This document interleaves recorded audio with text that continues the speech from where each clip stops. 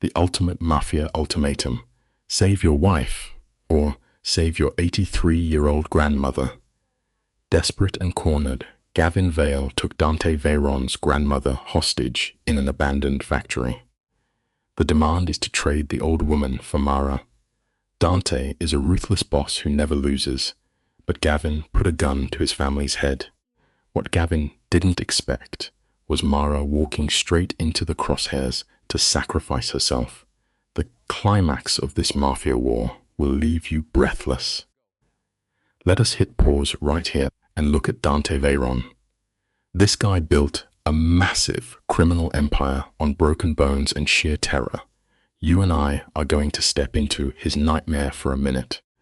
It is 4 in the morning, and the cold gears in his head suddenly jam. His new wife, Mara, is crying in the pitch black, begging thin air not to hit her. Their marriage is just 3 weeks old, a simple business deal. Watching her shake triggers something dark in his chest. But here is the brutal life lesson. Changing your zip code does not delete your trauma. Dante just sits there in the shadows, analyzing her panic like a cold machine. He does not offer a shoulder to cry on. Instead, he decides that by dawn, his street soldiers are going straight for Gavin Vale, the man who shattered her. By the time the morning light creeps in, this stone-cold killer makes a silent promise that will doom them both. But right now, he is glued to the mattress, just soaking up her misery. Think about the sick irony here. We are watching an absolute monster awkwardly try on a hero costume. It proves a devastating point about life. Sometimes a person trades a polite prison for a violent one just to stay breathing. Dante does not flinch. He is still wearing his slacks from some shady midnight sit-down. The moonlight hits his jaw, making him look like a carved gargoyle. He stares at her like a predator studying a trapped, bleeding bird. He is not trying to comfort her. He is completely obsessed with reverse engineering, the trap that crushed her wings so he can rip the trap to pieces. Picture this massive, absurdly expensive bedroom swallowed by the dark. Just one pathetic slice of street lamp light makes it past the velvet curtains. The city outside is totally clueless. On the bed, Mara is losing her mind, thrashing in the expensive silk sheets like she is drowning. She is literally clawing at the shadows, gasping out terrified apologies to nobody. And Dante? A single muscle ticks in his jaw. That is the Mafia equivalent of a complete emotional breakdown. He spent half a year treating her background check like a spreadsheet. She was just a neat little pawn to stop a mob war. But here is the ironic joke life plays on guys like him. You can buy the ring, you can buy the silence, but you absolutely cannot predict the messy, bleeding reality of another human being. Dante needs his life to look perfectly clean so he can do his dirty work in the dark. Marrying a respectable woman gave him the ultimate cover story. It was supposed to be a flawless, ice-cold arrangement, but not even a month in, the setup is cracking.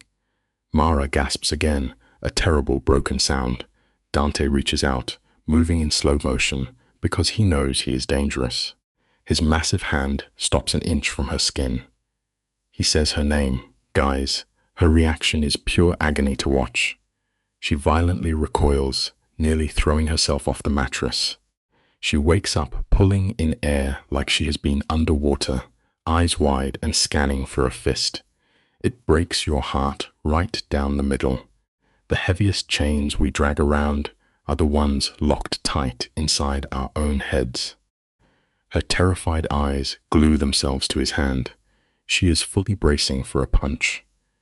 When she finally looks at his face, the absolute terror in her expression actually hits Dante in the gut. Keep in mind, this is a crime boss whose heart is basically a block of dry ice. She rips her arm back and smashes her spine against the headboard. She spits out an apology, claiming she is fine, but her voice is shaking with raw panic. Dante just hits her with a flat, emotionless denial. She sits there trembling, practically begging him to go to sleep. But Dante does not budge an inch. The moonlight shows her literally shrinking into the corner of the bed, trying to vanish into thin air. It is brutal to witness. When you get beaten down long enough, making yourself invisible becomes your only defense mechanism. Let us be real. Dante is a connoisseur of fear. He spends his days watching guys cry while staring down the barrel of his gun. But the vibe in this room is completely different. This is a deeply rooted dread that got hammered into her over years of quiet torture. He asks her how often the nightmares happen, and his words drop like concrete blocks. Her entire body just freezes. She refuses to speak. Instead, she drags the heavy blanket right up to her chin like a bulletproof vest and stares blankly at the wall. That right there is the tragic reality of trauma. We bury our deepest scars because showing them usually just gets us hurt again. Dante lets out a heavy, exhausted sigh. He gets up, pours a simple glass of cold water at the bedroom vanity, and leaves it quietly by her side. "Drink," he tells her softly. "You and I are going to unpack this next move because it is fascinating. The most lethal predators know exactly how to play harmless." Dante actually crouches on the floor, bringing his eyes completely level with hers. It is a highly calculated tactic to strip away his physical threat. He whispers her name, completely removing the mobster growl from his throat. "I am not him," he promises. Her breathing just stops. For 1 second, we expect the movie trope where she bursts into tears and dumps her whole tragic backstory. But real trauma does not work like a script. Her jaw locks up and she turns her face away into the dark. The silence in that room is absolutely deafening. Realizing she is trapped inside an iron vault in her own head, Dante stands up. He quietly tells her to get some sleep and walks away. Dante marches down to his basement study and locks the heavy door behind him. The room smells like pure, corrupt money, cigar ash, leather, and secrets. He boots up his computer and opens Mara's background check. The irony here is so sharp. Before tonight, he read these files like a mobster, looking for a weakness to exploit. That is just his default setting. But right now, the playbook is out the window. He is not looking for leverage anymore. The man is looking for a target. He scrolls through her perfect little history. Small town upbringing, great grades, a genuinely loved school teacher. It is deeply unsettling to realize how fast a beautiful life can be ruined by a single wrong turn. The moment she crossed paths with a guy named Gavin Vale, her sunny biography just flatlined into absolute darkness. So let us talk about the phantom ruining her sleep. Gavin Vale is a 36-year-old shipping CEO sitting on a cool $40 million. On paper, this dude is the ultimate catch, spotless record. The kind of shiny, arrogant smile that buys politicians and gets front row seats to everything.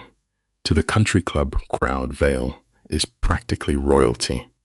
But Dante lives in the gutters, and he knows how fake a clean suit can be. He hacks into the sealed divorce settlement, and it is sickeningly perfect.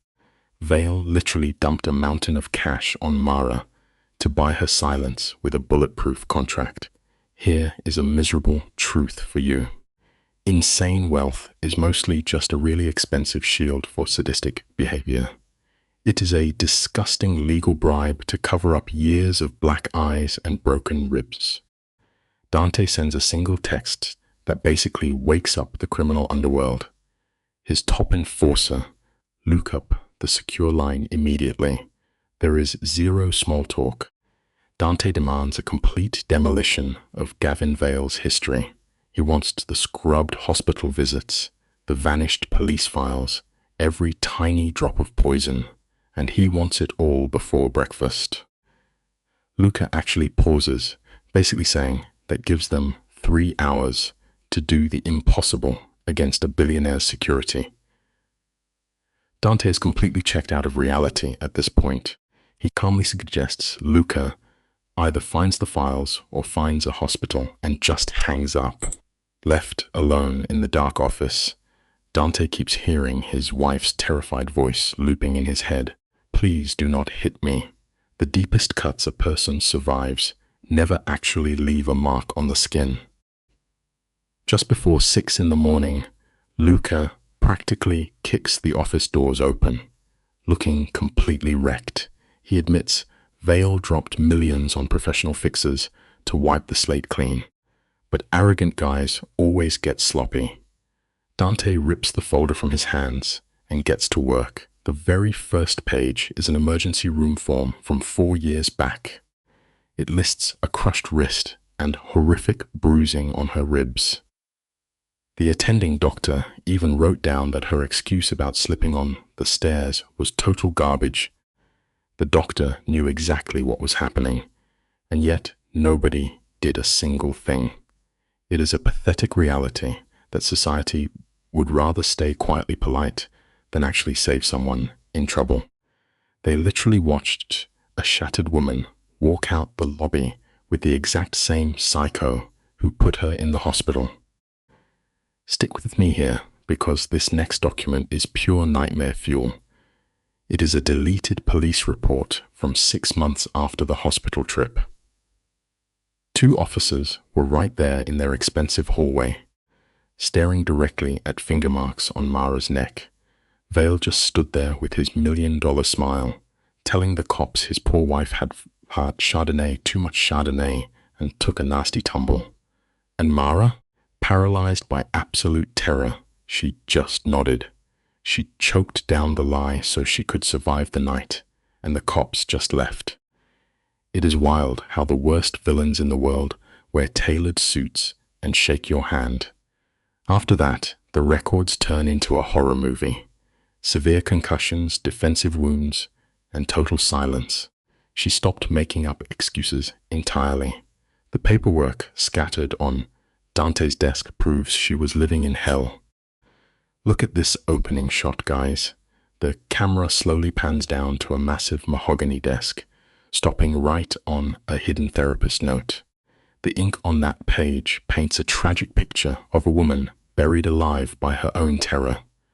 She is framed perfectly as a broken bird with clipped wings. It is a bitter pill we all swallow eventually. True cruelty does not just break your bones, it suffocates your will to run. The lighting goes dark as Dante slams the heavy folder shut. He just sits there in the dead silence, taking long, jagged breaths to slow his racing heart. Luca is standing in the shadows, shaking, waiting for the boss to speak. Slowly, Dante looks up. His eyes are just black, empty voids. Find his exact location. He whispers to the dark. Let us examine this tragic frame together. You and I. The camera pushes real close on Dante. Men like him never call the cops. They write their own laws in blood. He slides a black phone across the desk, letting it clatter against Luca and his shaking fingers. Set the bait before midnight, Dante murmurs. Luca hesitates, asking, what kind of lie will draw this rat out of hiding? Shadows carve deep canyons into Dante's cheeks. Tell him an old friend wants to catch up. Boom. We cut sharply to 9 o'clock. The lighting softens as Mara drifts into the shot, drowning in a faded sweater like a ghost haunting her own memory. We learn a hard truth right here. You cannot heal until the monsters you hide from are dragged into the blinding light. The focus shifts straight back to Mara, catching the devastating weight of her sheer exhaustion. Her clothes hang off a frame shattered by years of invisible terror. When Dante steps into the dim kitchen, watch how her shoulders split before her brain even registers he is there. She drifts over to the far edge of the cold marble island, throwing up this silent wall. The sharp rustle of Dante folding his newspaper pierces the quiet air. He leans forward, his voice a low rumble, demanding the real reason she married him. Her knuckles turned bone white against her coffee mug, her eyes glued to the floor. The tragedy here is painfully simple. Running blindly from the monster in your closet only guarantees that it will hunt you until the very end of your days. He rejects her delicate lies instantly, not buying a single word. The camera locks onto Dante, pulling the raw truth right from her throat. She whispers her desperate need for a safe harbor, but the air turns to lead when he demands a name. Who hurt you? Her hand trembles so violently, she has to set the mug down before it shatters into pieces. She tries to brush the question away, but Dante steps into the frame with the terrifying grace of a wolf circling a wounded bird. He stops just an inch from her boundary. To him, this is no noble rescue mission. It is a dark matter of damaged property. It is an ugly reality we often ignore.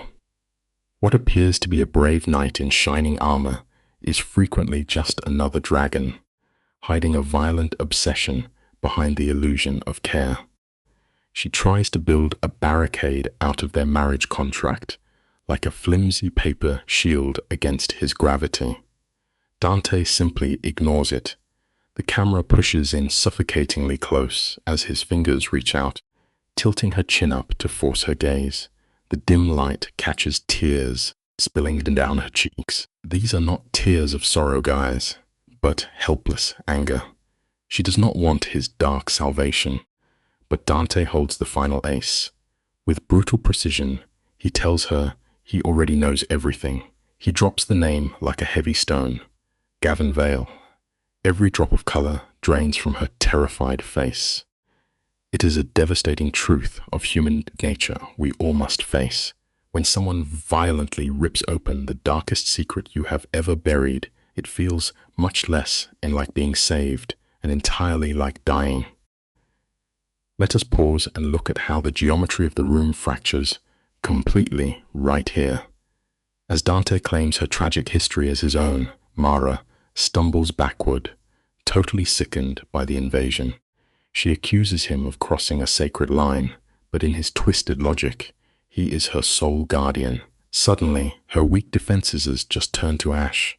She collapses into tears, admitting he was only meant to be a human shield. Through bitter sobs, she whispers that he was never supposed to care. The lens lingers on his shadowed face as he quietly admits that he does. Her wide eyes fill with a heartbreaking confusion. It perfectly captures a fragile human paradox. For a soul that has been shattered, being truly seen by another person is what they crave most and what they fear above absolutely all else. Dante drops his voice into the chilling register of a man who makes problems disappear. He demands she place her entire nightmare into his bloody hands.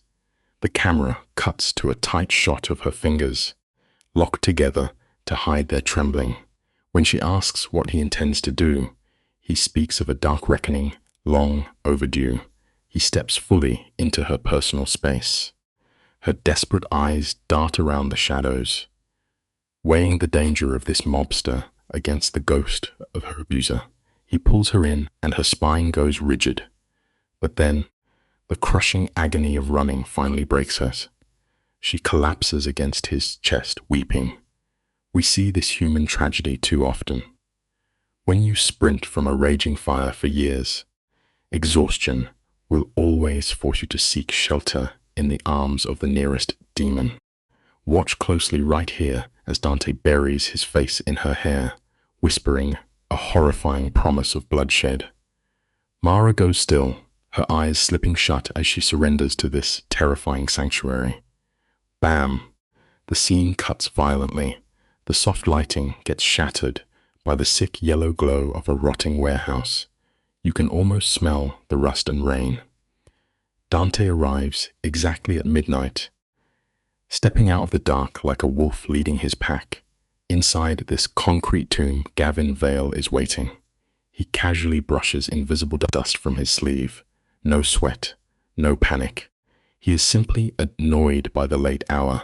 His tailored suit is absolutely flawless. Let this cinematic frame be a stark warning to us all. The devil does not carry a pitchfork. He wears a custom suit, a dazzling smile, and the armor of ordinary success. The camera tilts up to highlight the sickening perfection of Gavin and his posture. His expensive clothes are literally weaponized to project trust, wrapping a violent core in a beautiful shell. Dante tightens his jaw. The thick hatred in this damp room is suffocating. Gavin flashes a bright smile, his voice dripping with the fake warmth of an old friend. Dante halts 10 feet away, while his men melt into the shadows to block every single exit. Gavin and his arrogant smirk grow as he makes a careless joke about bad real estate. Dante says absolutely nothing, just staring at him as if diagnosing a terminal disease. It reveals a chilling reality of human darkness. When a man lives without ever facing a consequence, he genuinely views a loaded gun as a mild inconvenience. Stick with me here, because this is where the mask slips. Dante shatters the silence with just one word: Mara. The camera catches a microscopic twitch beneath Gavin's eye before his placid smile locks back in. He sighs, waving the marriage away as a mutual mistake. The lie abusers recite to sleep. He asks why Dante even cares. Dante drops his voice to a lethal growl. Her life belongs to him now. Gavin laughs, mocking the criminal empire, asking if Mara knows the monster she married. The camera pushes in on Dante. He softly asks if Mara knew the monster she married the very first time. Gavin stops smiling instantly. The slick executive vanishes, and the cold sociopath steps out. Remember this: an abuser's ultimate vulnerability is the sudden exposure of their true face. Gavin is playing a game he already lost hours ago. Dante tosses a medical file onto the wet concrete, forcing this golden boy to face his sins. Gavin violently recoils. He refuses to touch the paper. Terrified the ink will make his past violence real, Dante starts reciting the horrors aloud: the smashed ribs, the hidden hospital visits. He slaughters Gavin's delusion of perfection. Trembling, Gavin falls back on the shield of the elite, stammering out threats about privacy laws and lawyers. Dante takes one slow step forward, erasing the concept of law from the room. The lens tracks Gavin, taking a frantic step back as raw fear bleeds into his eyes. There is a brutal poetry here. The illusion of power shatters the exact second a predator realizes polite society can no longer save him. Look at the dark architecture of true intimidation right here. Dante never throws a single punch. His sheer proximity sucks the oxygen out of the damp air. He delivers his final terms in a dead, hollow monotone, total erasure. Gavin must liquidate his fortune, vanish entirely, and never breathe Mara's name again. The demand is absolute. The camera tilts to catch Gavin's face burning a panicked red. His fragile ego completely rejects surrender.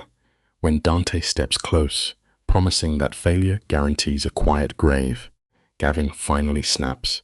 He starts screaming wild lies, calling his victim insane, desperately gaslighting a ghost. It is a pathetic reality to witness. When you back a dangerous narcissist into a corner with no exit, the truth is always the very first thing they murder. Let us pause right here for a second. Today, you and I are sitting front row for a masterclass in manipulation. Look at Gavin, the smug predator, desperately trying to rewrite history by painting Mara as broken. But his little psychological game shatters in an instant. Dante does not even bother arguing. He just wraps his massive hand around Gavin's throat, lifting him until his feet leave the concrete. You can see the pure animal terror in Gavin's eyes. The predator suddenly realizes he is just prey. Dante gives him 24 hours to vanish. As Dante walks away, Gavin screams that Mara is incapable of love. Here is the bitter truth we all have to swallow. When cowards lose physical control over you, they will desperately try to destroy your mental worth instead. The camera just hangs there on Dante's massive silhouette. Gavin's final, desperate words are but sadistic projection, a desperate attempt to poison the water. Watch Dante freeze. Look at the way his heavy coat pulls tight across his shoulders. He is fighting a literal war inside his own head, violently wrestling the urge to just snap the guy's neck right now. Instead, he drops a final, freezing warning. Zero mercy. Next time, Dante does not go back to his warm house. He drives through the empty, rain-slicked streets for hours, letting the freezing wind rip through the windows to numb his boiling blood. The irony is tragic, guys. A truly toxic person leaves a stain so dark and heavy, it easily infects even the strongest, most heavily guarded heart in the world. Hit pause again and look at this beautiful, tragic mess. With every mile he drives, Dante is internally screaming to turn the car around and finish the job. But he fights his own dark nature, all for Mara. For a guy who solves every problem with bullets, choosing her peace of mind over his own vengeance is a monumental shift. He gets back to the compound at dawn and look at her. She is exactly where he left her, frozen in the dim light, holding her fractured mind together by just refusing to move a muscle. The very first thing she asks is whether Gavin is dead. It breaks your heart, right? Here is a profound lesson about the human spirit. When someone is trapped in an endless cycle of abuse, the actual physical death of their monster feels like the only real escape. Watch the camera zoom in tight on Mara's pale, trembling lips. There is zero relief in her voice, just the cold, hard math of trying to survive. Dante stands in the doorway, practically bleeding from the effort it took to let the guy live. He leans on his strict warning, arrogant enough to trust his own fearsome reputation. But Mara knows the brutal reality of an abuser's twisted mind. They never just pack up and leave, they escalate. She slams her porcelain cup down, the sharp crack echoing like a gunshot, and tells Dante he is vastly underestimating a cornered rat. She is absolutely right, by the way, assuming a vicious predator will just suddenly play by the rules, and surrender is the absolute fastest way to become their next tragic victim. The tension in this room is thick enough to choke on. Mara stares at Dante, her expression caught somewhere between desperate relief and absolute grief. She begs to know why he is doing this. Watch Dante step closer, his eyes tracking the frantic rise and fall of her chest. He tells her she is his to protect. And man, he sounds exactly like a ruthless mobster claiming a stolen piece of property. Her defense walls slam back up instantly. She refuses to be treated like a possession. Dante frowns, his jaw clenching. He did not mean it like that, but he is a guy who speaks the language of violence fluently, yet completely chokes on simple affection. It is a tragic human flaw. Sometimes the heart wakes up so suddenly, the brain completely forgets how to form the right words. Let us break down Dante's massive, tragic flaw.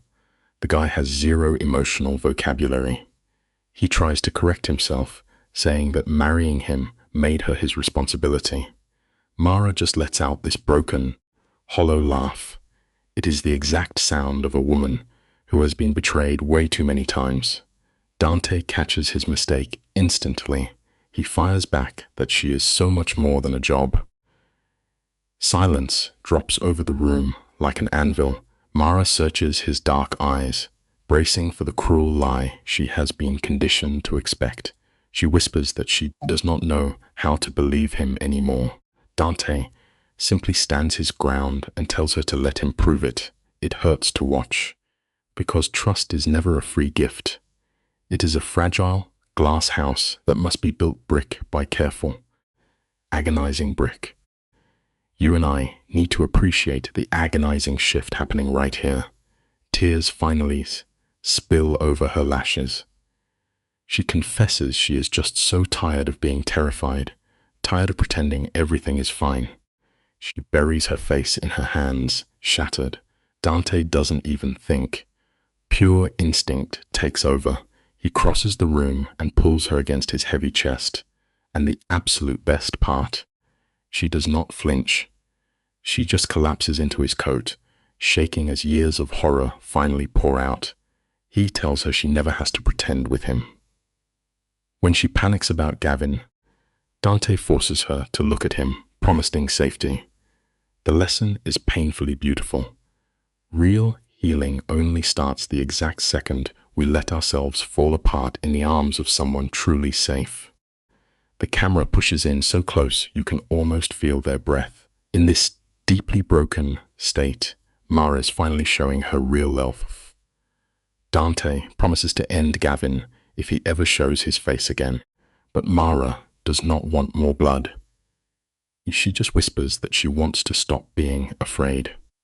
Dante looks down at her, absolutely certain, and tells her that fear does not last forever. It just hasn't realized how strong she really is yet. She begs him not to let her down, and he swears he won't. Then, boom, we cut to black. 72 hours later, Gavin is still in town, playing a dangerous game of chicken, while Dante's crew watches his every single move. True courage is not the magical absence of terror. It is standing shivering in the dark, choosing to face the worst monsters anyway. Let us look closely at this brilliant cinematic shift. We are back on the freezing streets, and Gavin is going about his day like nothing happened. It is a terrifyingly perfect mask of normality. But make no mistake, this is a calculated psychological war. Luca tells Dante that Gavin is renewing leases and making a deliberate point to stay put. He is even asking mutual friends about Mara. This right here is deeply, profoundly unsettling. We are watching the creeping, obsessive phase of a desperate stalker playing with fire. Dante clenches his jaw, processing the threat. Listen to me. A predator's silence is never actual peace. It is merely the quiet, unseen moment they use to sit in the dark and patiently sharpen their deadly blades. Watch the camera isolate Dante's massive hands curling into tight fists. He orders his men to track Gavin's every breath, masking his own desperate paranoia as cold strategy. Luca asks what the ultimate endgame is, and Dante's dark eyes just go completely dead. They wait. When Luca asks what they are waiting for, Dante flashes this chilling, empty smile and says they will wait for a fatal mistake or simply force one. That night, Dante makes a brutally bold move. He forces Mara out of her safe bubble and takes her to a highly public dinner. She fights him, her voice shaking with panic, but his quiet determination wins out. This illustrates a harsh, bitter truth. Growth is never gentle. Sometimes the only way to escape the suffocating dark is being shoved into the blazing light. The setting for this intense psychological exposure is a glittering high-end restaurant. Sweeping glass walls offer a dizzying view of the neon city, giving them the illusion of being seen while remaining totally untouchable. Dante actually rented the entire top floor just to guarantee her safety. Mara drifts toward the dark edges in a simple black silk dress, trying to play the invisible ghost. Her nervous system is screaming at her to run. She tests Dante, asking why he did all this, waiting to see what dark favor he might demand. Dante just steps close, his massive frame acting as a physical shield against the world, and says he simply wanted to. Here is your lesson for today. You can never truly realize your own immense worth while constantly hiding in the suffocating shadows. Let us look at this beautiful cinematic framing together, you and I. The camera just lingers on Mara's pale face, bathed in warm amber light. She softly asks why he is doing this, and he says she deserves one single night without looking over her shoulder. Her dark eyes flash with a rare spark of defiance as she points out the bitter irony of a dangerous mobster talking about safety. Dante offers a sad, fleeting ghost of a smile. They settle into a secluded leather booth. The heavy silence stretches out. Mara finally leans in, searching for the fatal crack in his armor, and asks for the real reason he married her. Dante slowly swirls the liquor in his crystal glass, the ice clinking like a lonely bell. He simply needed someone who would not ask questions. A tragic, heartbreaking lie. Picture this scene with me, guys. You have Dante, a man who ruins lives, practically begging for someone to accept him as he is. Someone who would not try to change me, he rumbles. It is genuinely tragic when you think about it. A monster asking to be loved without apologizing for the blood on his hands. Mara just stares at him, her lips shaking. She finally cracks, admitting she only married him to run away. He was supposed to be a temporary fix, but here is the twisted irony of life. Sometimes the things we use as quick escape routes end up becoming our permanent anchors. Dante leans in, dropping the hammer. You are not temporary, and neither is this. She is gasping for air, totally terrified. I do not know how to do this, she whispers. Do what? This? Mara points to the tiny gap between them. I spent 3 years in a marriage where I learned to make myself small. She tells him how she had to apologize just for breathing. This is the absolute gut punch right here. Look at how trauma warps reality. When you are entirely used to getting beaten down, pure kindness feels like a trap waiting to snap shut. Dante reaches over, covering her hand with his scarred one. She flinches, but she stays. He looks right at her. Then do not be a wife. Just be Mara. It sounds so beautiful, right? She is crying now, asking what happens if that is not enough. He swears it is. But here is the bitter pill she makes us swallow. She grips his hand and whispers, he used to say things like that at the beginning. He made me feel like I mattered, and then everything changed. You can practically hear her heart breaking again. It is that terrifying cycle where someone puts you on a pedestal, only to turn it into a cage. Dante looks at her, an absolute stone wall, and says, I am not him. Her response is painfully valid. How do I know? Watch Dante closely here. He leans in and drops a brutally honest confession. He admits he has no idea how to be soft. He has spent his whole life being the monster everyone fears. But for her, he wants to try. It is wildly ironic that a ruthless crime boss is the one teaching her about genuine trust. She sheds a single tear, terrified of hoping again. Then he hits her with the absolute knockout blow. I am falling in love with you, he says, the words bleeding out of him in the dark. Let us hit pause on this for a second, you and I. Think about how crazy it is to drop your weapon in a war zone. For a predator like Dante, handing over this much emotional power is absolute madness. He admits he cannot stop falling for her. Mara is frozen. He gives her an out, telling her she does not have to say it back. It is a smart move, giving a traumatized woman that crucial feeling of control. Her hands shake against the table. No, it is not okay, she whispers, and you just feel her soul ache. Because I think I am falling too, and that terrifies me. Dante is practically holding his breath. He asks her why, and her answer is the saddest truth you will ever hear. Because the last time I loved someone, he destroyed me. It is a brutal reminder that past betrayals will always try to hijack our present happiness. And I do not know if I can survive that again. That line hits so hard, Dante instantly shifts back into his lethal boss mode. You will not have to, he commands, ready to go to war for her. She tells him he cannot promise that, and he just says, "I can try." She lets out a broken laugh right between giving up and giving in. Looking at their locked hands, she realizes her biggest danger is actually her only safe base. Then we get this beautiful cinematic time jump. Weeks pass. We see Mara kneeling in the dirt, planting roses in the morning sun. It is a powerful life lesson, honestly. If you truly want to heal, you have to force your roots back into the dirt and demand to grow again.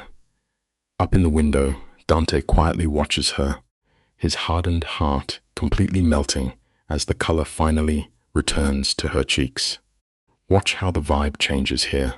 We see Mara leading her online seminars, her voice bright and alive. Dante is lurking in the hallway like a proud shadow. Frame by frame, the heavy trauma melts right out of her spine. She stops flinching. The night terrors pack up and leave. It proves that the human heart will stitch itself back together if you just give it a safe room. But come on, this is a mob story. Peace is a ticking time bomb. Enter Sarafina Veyron. She is 83, wearing black silk, and literally the only thing on earth that scares Dante. It is hilarious. Sarafina sizes Mara up, announces she is way too skinny, and starts interrogating her over a plate of pasta. She is shoving carbs at this girl, while ruthlessly picking apart her brain to see if her intentions with Dante are actually genuine. Let us unpack this scene together, shall we? You have this terrifying grandmother leaning over the table, dropping questions like velvet hammers. "You love him?" she demands. Mara tries to dodge, stammering about things being complicated. Sarafina just waves as her gold rings and replies, "Love is always complicated. That is not what I asked. It is a flawless power play." Across the room, the lethal crime boss is leaning in the doorway, actively fighting a smile as his grandma corners his girl. Finally, Mara just surrenders and says, "Yes." Sarafina nods, stating Dante needs an anchor so he does not turn into his monster of a father. Dante grumbles, but the ice is broken.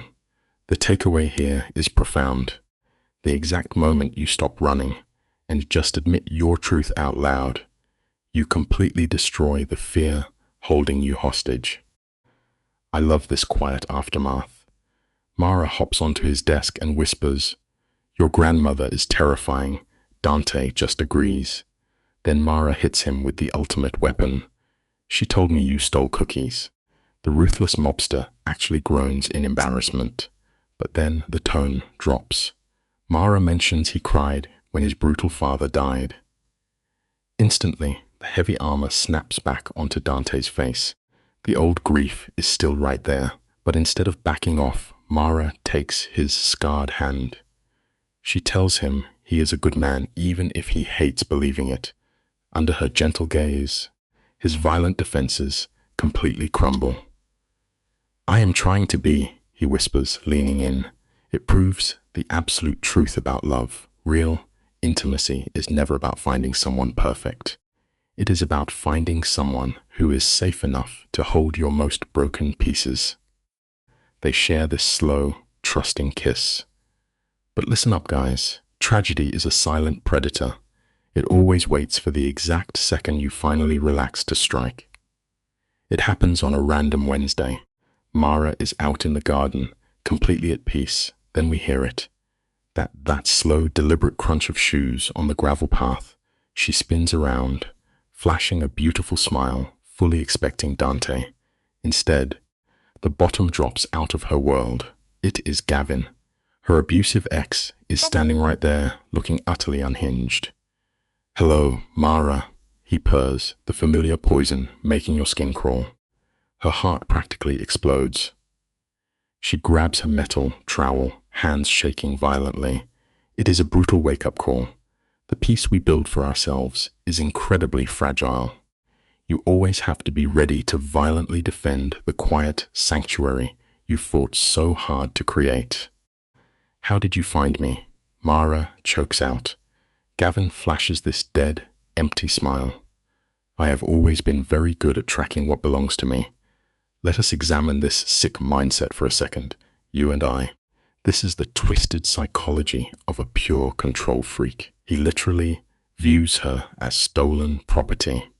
Mara forces herself to stand, but you can feel the open garden suddenly shrinking into a prison. She orders him to leave.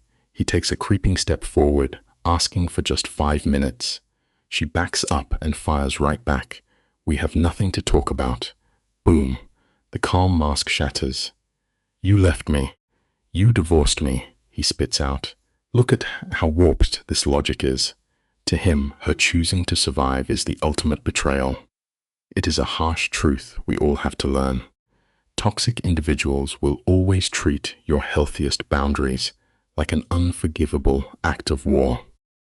I owe you nothing, she states, throwing the words up like a shield. You owe me everything, Gavin screams, his voice cracking like a whip. His face twists, and suddenly you see the exact monster she ran from. He claims he made her into something, and she threw it away. Look at the sheer delusion here. He genuinely believes her finding happiness is a crime against him. But Mara does not fold. She grips that iron trowel, knuckles bone white, and stares right at her worst nightmare. You did not love me. You hurt me, she says quietly. He tries to argue, but she cuts him off cold. You broke my wrist. You gave me a concussion. You tore my mind to pieces. Her voice is shaking, but her feet stay planted in the dirt. This moment is everything. Naming the exact harm someone did to you out loud is the only way to permanently steal your power back. Stick with me here, because this is the exact moment the power completely flips. Hit pause and look at the tension in that garden. Mara looks him dead in the eye, reminding him he said she deserved the abuse. Watch Gavin's jaw twitch. That is not regret. That is the annoyance of a predator whose prey is suddenly fighting back. He pulls the ultimate gaslighter move, claiming she is just exaggerating. He even plays the victim, whispering that she makes him look like a monster. He put her in a hospital bed, yet he has the nerve to say she tripped. But Mara is done buying tickets to his fake reality. Adrenaline finally washes away her crippling doubt. Here is a bitter truth for you. When toxic people try to edit the ugliest parts of your history, fiercely guarding your own reality is your only way out of the dark. Let the camera linger on Gavin for a second. The guy is backed into a corner, so he pivots to his next cheap trick. He tells Mara she ran straight to a criminal, warning her that Dante will break her mind. The audacity of this man is just breathtaking. He drips with fake concern, saying men like Dante leave you entirely hollow. Mara just glares right through his transparent act, firing back that he just described exactly who he has always been. You can practically see Gavin's ego shatter when his manipulation falls completely flat. Then he actually begs her to come with him to start over, claiming he wants to save her. It is physically sickening to watch. It brings up a painful reality we all learn eventually. The exact people who happily clip your wings will almost always have the nerve to claim they are the only ones who can teach you how to fly. Listen to the heavy finality in her voice when she tells him her only delusion was ever loving him. She demands he back off, and just watch Gavin's face melt. The wounded martyr act drops, leaving nothing but cold venom. He hisses at her, mocking the idea that a violent man in a suit can keep her safe. He tells her she will never be free because she belongs to him. Then, without any warning, he lunges. Time basically slows down to a crawl right here. Raw survival instinct takes the wheel. Mara swings that heavy iron trowel with every single ounce of strength she has left. It connects with his cheekbone with a sickening crunch, and he stumbles back in agony. It is a harsh scene, But it leaves us with an unforgettable lesson. True survival sometimes demands that we finally turn around and shatter the very monster that used to control our every move. Gavin stumbles backward, blood spilling through his fingers. Right on cue, the actual apex predator steps into the frame. Dante appears out of nowhere without a single sound. He is the absolute picture of lethal, controlled fury. In the blink of an eye, he has Gavin by the throat, slamming him hard against the stone wall. Dante drops his voice to a terrifying whisper, ordering him not to move or speak. While Gavin panics, Dante ignores him completely to softly ask Mara if she is hurt. The gentleness in his voice is wild compared to the violence in his hands. He tightens his grip, reminding Gavin he was warned she was off-limits. Look at the insane contrast between these two men. Toxic possession builds a cage to trap you, but genuine protection stands as an unyielding, terrifying shield against the darkness. Let us unpack this next move together, because this is where the irony really bites. Dante coldly tells Gavin she was never his property. Luca and a guard step up, ripping Gavin off the wall and forcing him to his knees. Dante immediately orders them to call the police. Even Luca looks completely confused, but Dante does not flinch. Gavin laughs through his bloody teeth, asking if the cops will really believe her over him. Dante gets uncomfortably close to his face and drops the hammer. They will believe her this time because she has his empire backing her up. Gavin spits blood on the roses, swearing it is not over, but Dante just coldly replies that it is. This drops a fantastic life lesson right in our laps. When you finally scrape together the courage to face your worst demons, the universe often sends the exact heavy hitters you need to win the war. The gravity shifts entirely in this next moment. The garden is absolute chaos, but Dante stands there like a solid anchor, quietly telling her she did what she had to do. Mara is barely holding it together. The freezing wave of her own survival finally crashes over her. She whispers that she hurt him, her voice cracking under the weight of it. Dante pulls her in, wrapping her up in his heavy coat while her body shakes violently. She grips his lapels like she is drowning, crying that Gavin tried to grab her, and she was so terrified. Dante does not feed her panic. He gently reminds her how brave she was. It is a deeply moving scene that hits on a painful but necessary truth.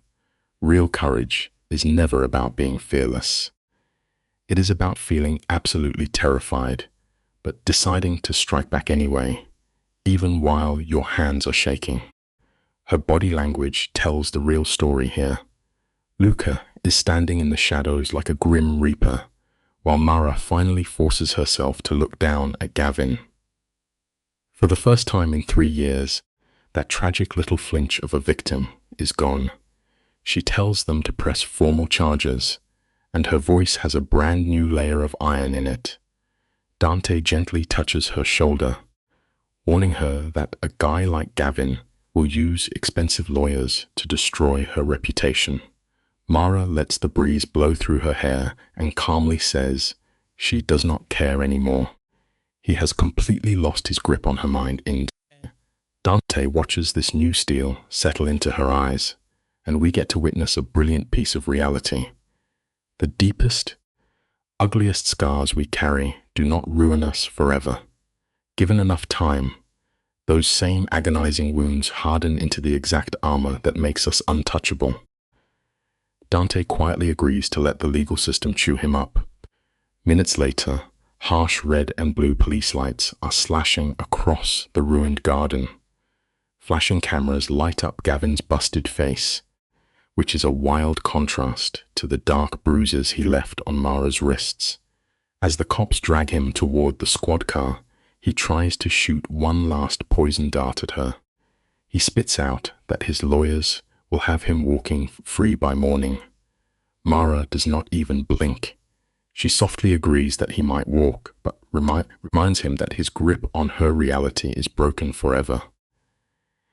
It is an incredibly powerful moment that drops a heavy lesson right on our chests. Finding your freedom is rarely about locking the bad guy in a physical prison cell. True freedom is looking him in the eye and permanently locking his toxic voice out of your own soul. This next chapter is where the heavy chain finally snaps.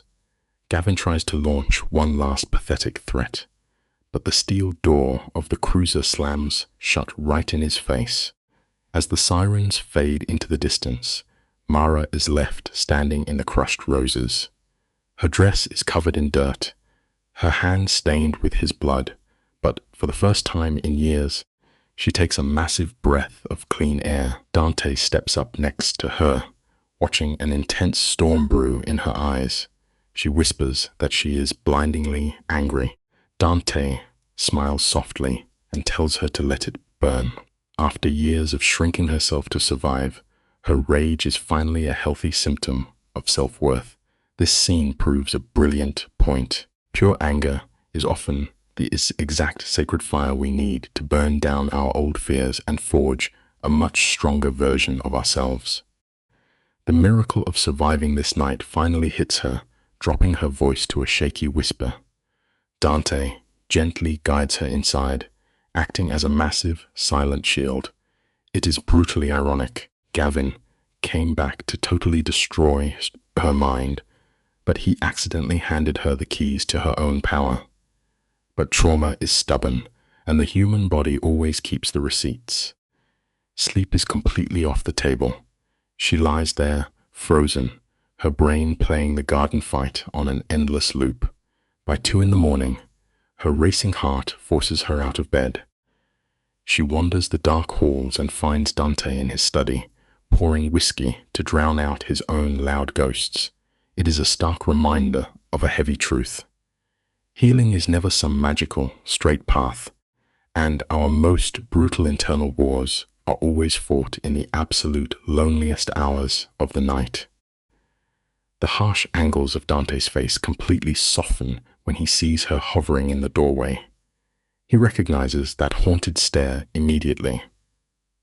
It is the universal look of the midnight survivor. They sit across from each other in the heavy silence, two entirely shattered people trying to balance each other out in the dark. Eventually, she breaks, her hands shaking as she admits what terrifies her. Gavin promised she would belong to him forever, planting a nasty hook to drag her under. Logically, she knows it is a lie, but her bruised heart is terrified it might be true. Dante leans over the desk, his intense eyes locking onto hers. He tells her softly that freedom is never something your cat just hands over. You have to violently take it back. It is a raw, stunning lesson. Genuine independence is never a gift. It is a brutally hard-won victory. It hits you in the gut when you realize surviving the brutal storm is only half the battle. The nightmare is learning how to walk under a clear sky without flinching. Dante gently reminds her of the absolute ferocity she showed in that garden. Hot tears finally spill down her cheeks, not from sadness, but from the crushing weight of sudden freedom. She confesses she is just waiting for the sky to collapse on her again. When she tries to thank him, ready to lay her salvation at his feet, Dante immediately shakes his head. He refuses to let her swap one master for another. He whispers that he only provided a quiet room. The heavy lifting was all her doing. She just has to let the lawyers bury the guy and remember how to exist. It leaves us with an unforgettable truth. Escaping the dark is just step one. The ultimate act of rebellion is learning how to finally stand in the light. Let us pause right here and really look at this scene together. You and I can see Mara's rage hardening into cold stone. She is done begging for peace, demanding a full reckoning for how her spirit was systematically broken. Dante leans against that old bookshelf, offering a quiet smile that validates her absolute right to be angry. She crosses the room and their kiss is a sudden, desperate collision driven by the sheer terror of being alone. Pulling back, she thanks him not just for her life, but for actually seeing the fierce fighter buried under the victim. He holds her face, and that violent shaking finally stops. Here is the bitter truth about recovery. We simply cannot heal in an empty room. We all need another person to witness our deepest pain before we can ever hope to leave it in the past. Meanwhile, under the sickly fluorescent lights of a holding cell, Gavin is sitting in this terrifying, dead stillness. You have to understand how a broken mind like his actually works. He cannot process defeat. He only feels this agonizing, bleeding wound to his fragile ego. Denied the one person he fixated on, his sick pathology demands the total ruin of the guy who stepped in. 36 hours later, that cage is completely empty. Cut back to Dante at 7 in the morning, watching Mara struggle to eat dry toast. The sudden buzz of his phone makes her flinch hard. Luca is on the line, sounding incredibly tense. The absolute worst-case scenario just dropped. It teaches us a brutal lesson. Escaping a monster is only the first bloody step. The real war is fighting to stay free. You and I know how this dirty game works. Bail is just fragile paper against a tyrant with endless money. In the hallway, Dante grips his phones hard. His knuckles go white. The leather of his holster creaks under the sudden tension. Luca reports that Gavin walked out 20 minutes ago, wearing the arrogant smirk of total impunity. Then comes the crushing blow. They lost the surveillance feed. The ghost slipped out a side exit and vanished into the city. Dante closes his eyes, forcing a slow breath into his lungs to cage his rising panic. He drops his voice to a lethal whisper, ordering his crew to tear the streets apart. A cornered predator is dangerous, but blind panic always breeds the exact fatal mistakes that lead to total ruin. Within minutes, the estate transforms into a heavily armed fortress. Dante doubles the security guards, plunging the grounds into strict martial law. Sitting in his dark office, he calculates every catastrophic angle of this escape. A soft sound breaks his focus. Mara is standing in the doorway, arms wrapped tightly around her ribs. Despite that defensive posture, her eyes are strikingly clear. She easily reads the raw violence etched into Dante's shoulders. He does not dare lie, handing over the cold, brutal facts. She simply asks for the next step. Dante steps close, his voice dropping into a sacred vow. He promises to bury the threat before it ever touches her again. This highlights a grim reality about human loyalty. True protection often requires us to willingly step into the absolute darkest of places for someone else. The psychological tragedy of this story deepens right here. A hollow, bitter laugh slips from Mara's lips. It is the chilling sound of a woman who knows her monster intimately. She understands that a tyrant stripped of his power no longer cares about his own survival. He will gladly burn the world down just to watch her turn to ash. Dante grips her shoulders, swearing his heavy walls will hold, but she just stares right through him, stating an unavoidable truth. Human vigilance cannot last forever. Defeated by her cold logic, Dante just pulls her against his chest. 2 agonizing days drag by in absolute silence as the unseen predator melts into the city shadows. It leaves us with a terrifying life lesson. The suffocating anticipation of a painful blow is often far more psychologically destructive than the actual strike itself.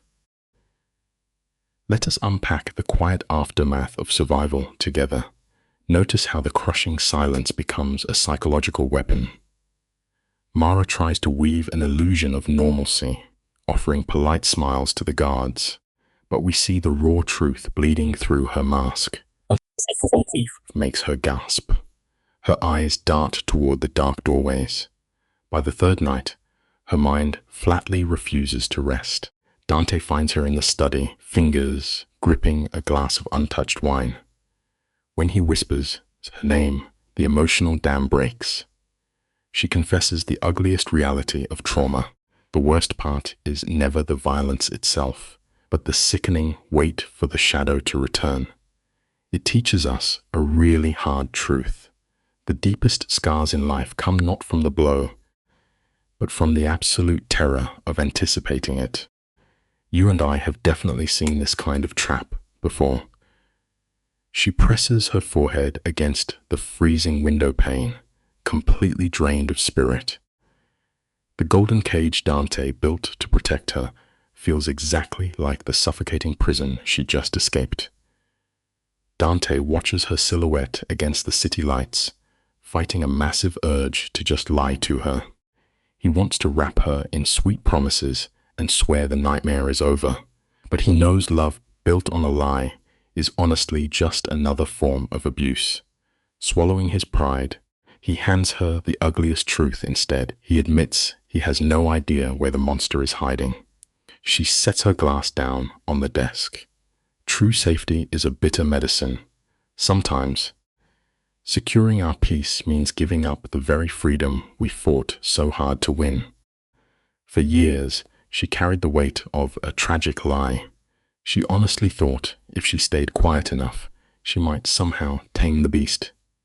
Standing in the dark, she finally shatters that toxic illusion.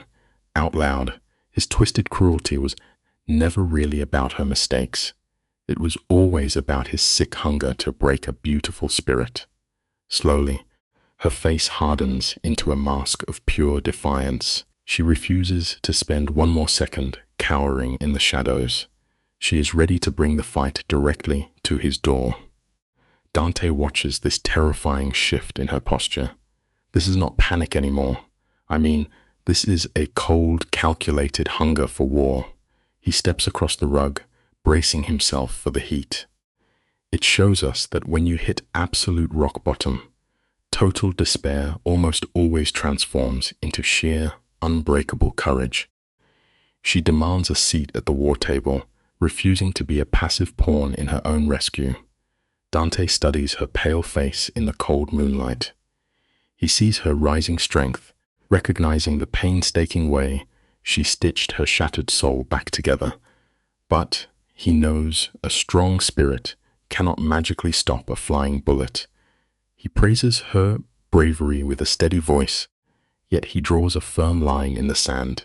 He absolutely will not gamble with her life. Mara steps closer, her jaw set like solid stone, and delivers a devastating truth. She tells him that locking her away in a sterile bubble is just a slower, quieter way of ending her life. It is a painful but necessary lesson for all of us. We can never shelter someone so fiercely that we end up smothering the exact spark of life we are trying to protect. You and I must recognize a hard truth together. Healing is never a straight line. As quickly as it arrived, that fierce defiance drains from her body, and she collapses against Dante. She confesses a terrifying fear that she is actually losing her grip on reality. The endless waiting is eating away at her mind. Dante wraps his arms around her, instantly becoming the solid anchor she desperately needs. When she whispers that the monster might actually win, he speaks right against her temple. He tells her he has studied the darkest minds alive, and her quiet resilience outshines every single one of them. A genuine laugh finally escapes her trembling lips. But that fragile peace is brutally shattered at 2:30 in the morning. The black phone on the heavy desk erupts into a violent vibration. The phone's sharp vibration slices right through the dark bedroom, shattering their sleep. For a guy wired like Dante, there is no groggy awakening. The physical shift is violent and absolute. He goes straight into the pure or flight mode. Luca, is on the line with a truly sickening update. Gavin just stumbled into a hospital after swallowing a lethal mix of pills and alcohol. It is a manipulative cry for attention, sure, but it also shows a pathetic guy who literally cannot exist alone. They pumped the poison out, and he used his first breath to demand Mara. Dante feels his blood run ice cold, instantly replaced by a primal rage. He barks a ruthless command. He will not let that sickness near her. It shows how deep love can turn any decent man into a ruthless monster. This is where the rigid machinery of the justice system fails us. The authorities need a recorded confession from Gavin to lock him away, and they actually want to use Mara as live bait. Dante flat out refuses to serve her up, but the heavy air suddenly shifts. Luca falls silent on the phone as Dante turns to see Mara standing in the doorframe, drained of color. The nightmare woke her up again. He delivers the grim hospital update without a single trace of emotion. She does not cry and clear. She only asks, with this chilling emptiness, if the monster is finally dead. When Dante says no, he slips into the harsh role of a dictator, ordering her to stay hidden. It forces us to confront a really uncomfortable truth.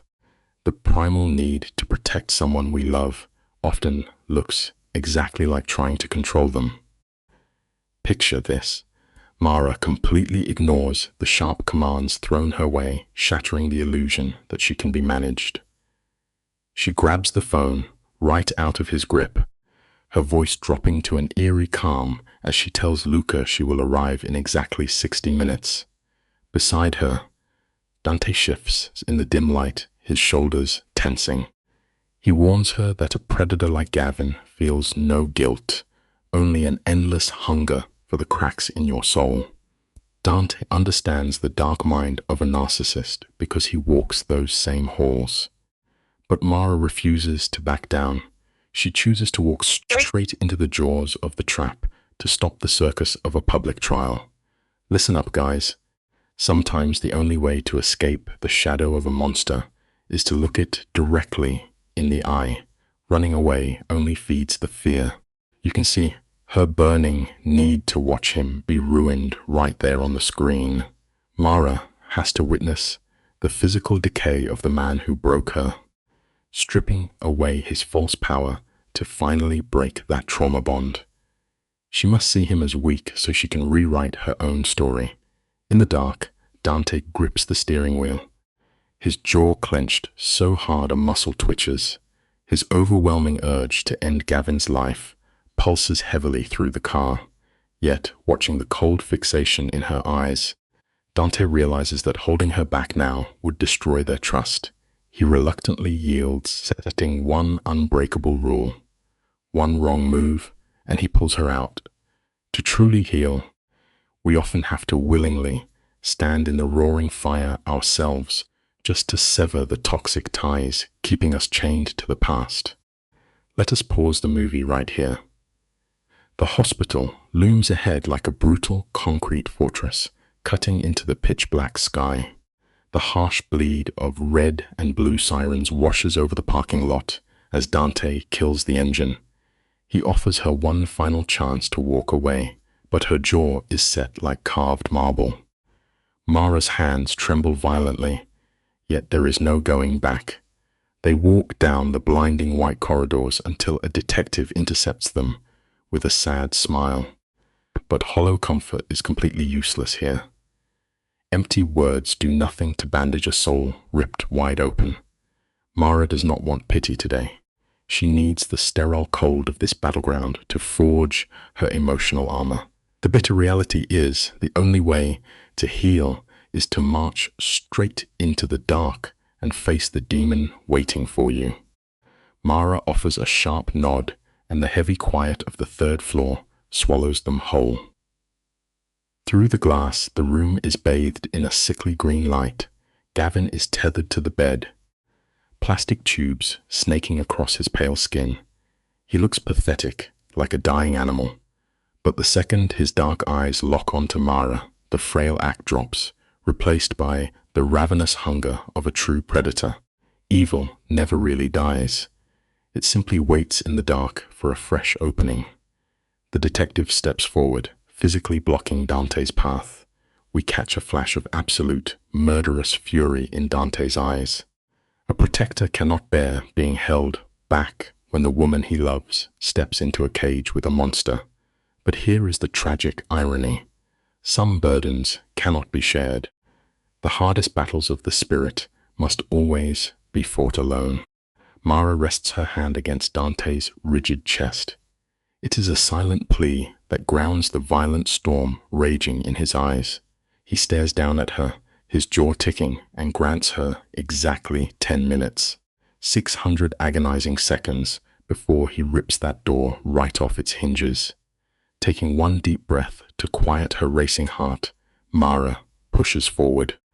The heavy door seals behind her with a suffocating click. The room is thick with the sharp stench of bleach and slow rot. On the mattress, the architect of her nightmare turns his gaunt face toward her. Listen closely, because you and I are about to witness a human spirit pushed to the brink. True courage is never just the absence of terror. It is feeling your entire body shake and choosing to walk into that dark room anyway. When Gavin finally speaks, his voice is a dry, broken rasp. Yet the poison still drips from every word. He begs her to step closer, a pathetic final attempt to drag her back into his toxic web. Mara stays planted by the door, completely out of his reach. His hollow face twists as he tries to shame her, mocking the fear he thinks is freezing her in place. When his usual cruelty fails, the fake tears start falling. He delivers a flat, rehearsed apology, but instead of crying, Mara lets out a sharp laugh that echoes off the cold walls.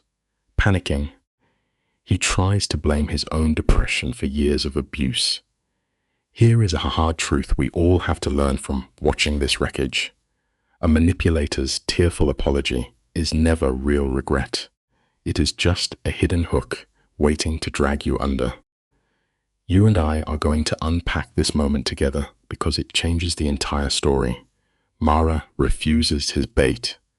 Her eyes narrow as she strips away his pathetic disguise, letting him hear the pure disgust in her voice. She knows his sudden overdose was never a cry for help. It was just a cheap stunt to avoid a prison cell. With cold precision, she tears down his final walls. She tells him the sweat on his forehead is just the shock of facing real consequences. His silver tongue cannot save him anymore. Look closely at his shaking hands. When people who thrive on controlling others finally lose their grip, they do not feel sorry for the lives they broke. They only feel the terrifying emptiness of their own weakness. The unvarnished truth is the sharpest weapon you will ever hold. The room crackles with tension as Mara dismantles him with nothing but words. She watches him desperately try to pluck the old strings of her trauma, hoping she will drop the charges. As his dirty tactics crumble, genuine panic flashes across his pale face. He snarls, demanding to know why she even bothered to come. Anchoring her hands to the freezing metal of the bed rail, she delivers the final blow. She tells him she just needed to look at the monster of her nightmares one last time, to see him for what he really is. He is just a fragile, broken man trying to steal light from stronger people. His sunken face turns a furious red. Here is the ultimate payoff. Dragging our deepest demons out into the harsh daylight is how we rob them of their power to haunt us in the dark. Cornered and stripped of his power, he lashes out with raw poison. He mocks her connection with Dante, desperate to ruin her sense of safety. Then he delivers his cruelest blow yet. He whispers that she deserved the abuse, simply because she was too weak to stop it. It is a sickening tactic, blaming the victim for freezing while the predator bites. The camera holds tight on Mara, expecting the familiar rush of tears. but she does not cry. Instead, a blinding resilience sparks in her eyes. She refuses to carry his shame for one more second. Her hand flies through the air, striking him hard across the jaw.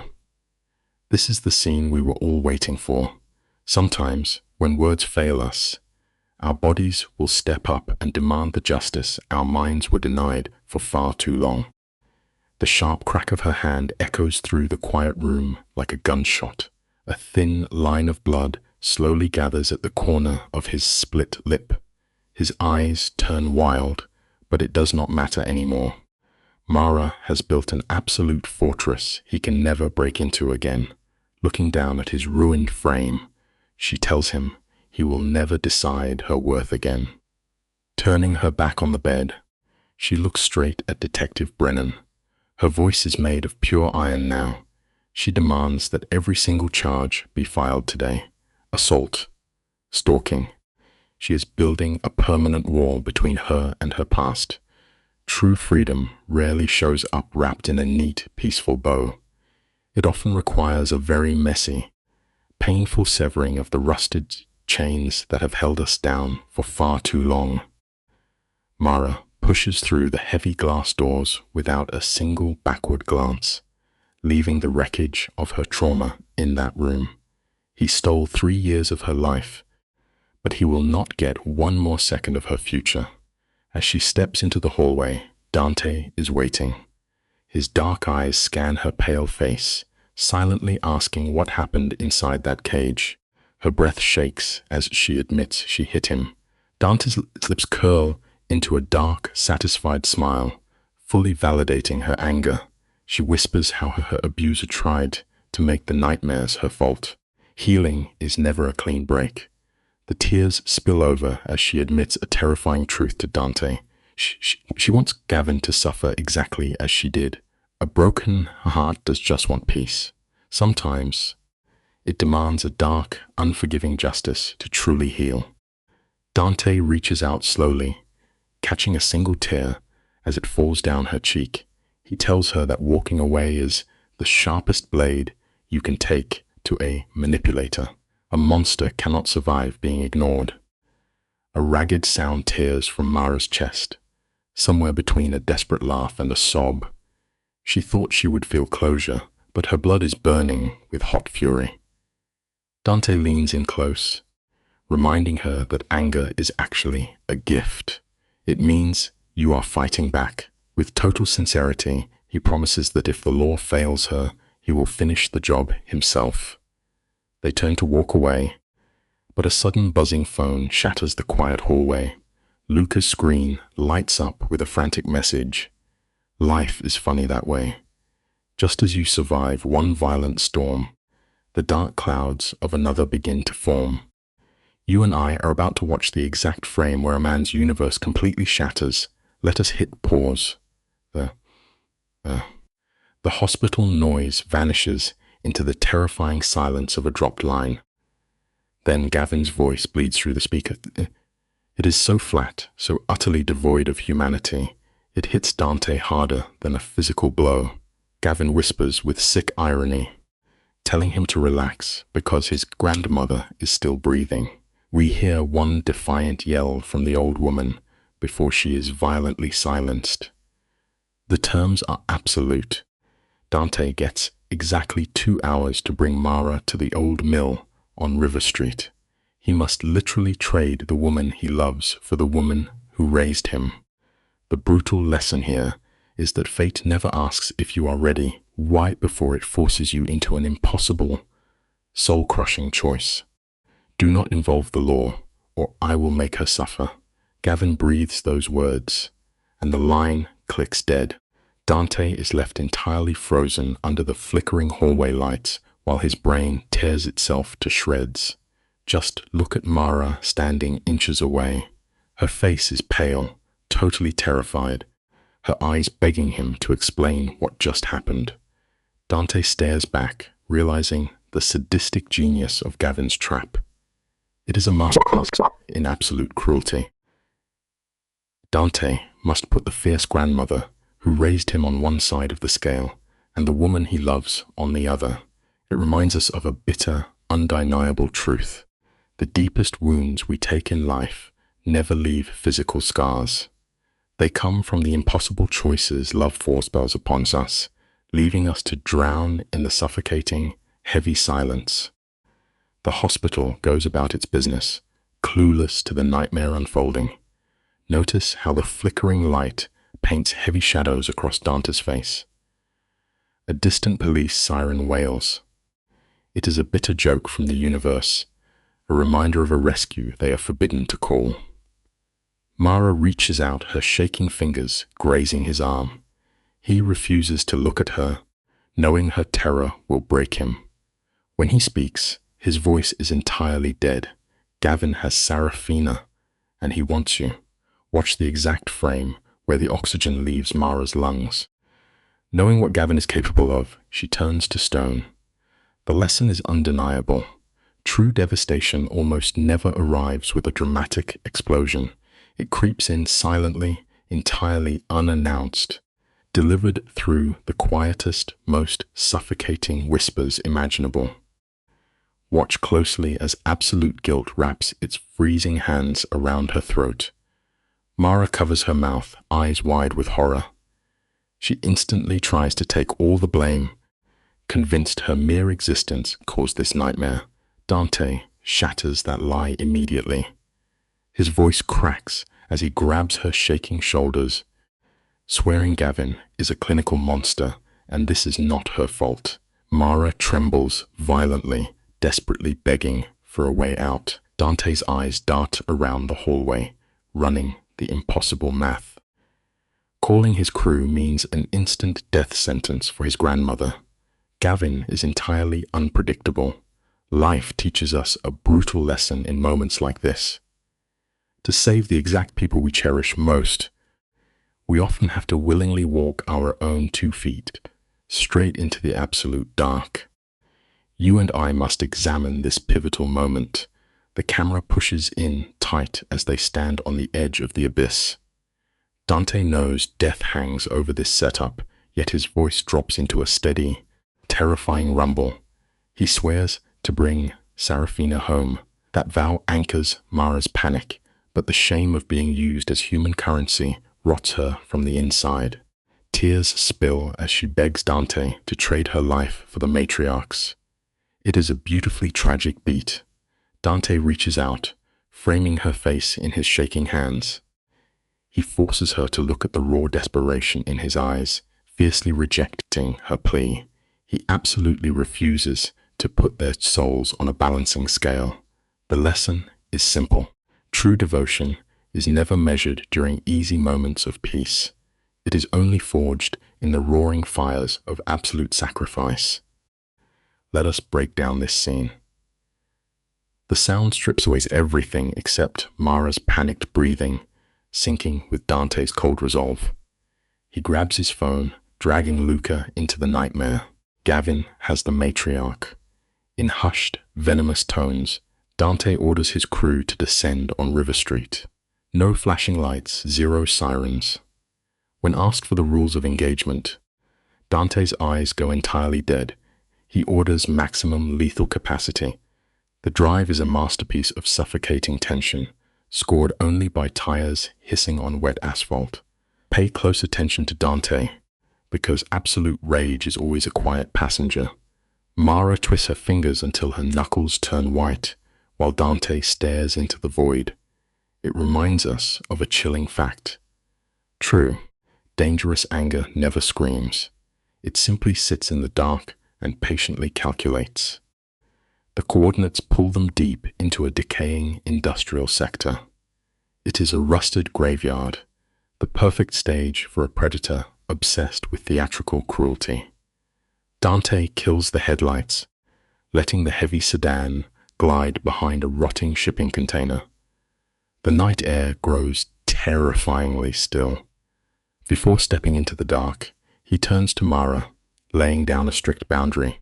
She must remain glued to his shadow.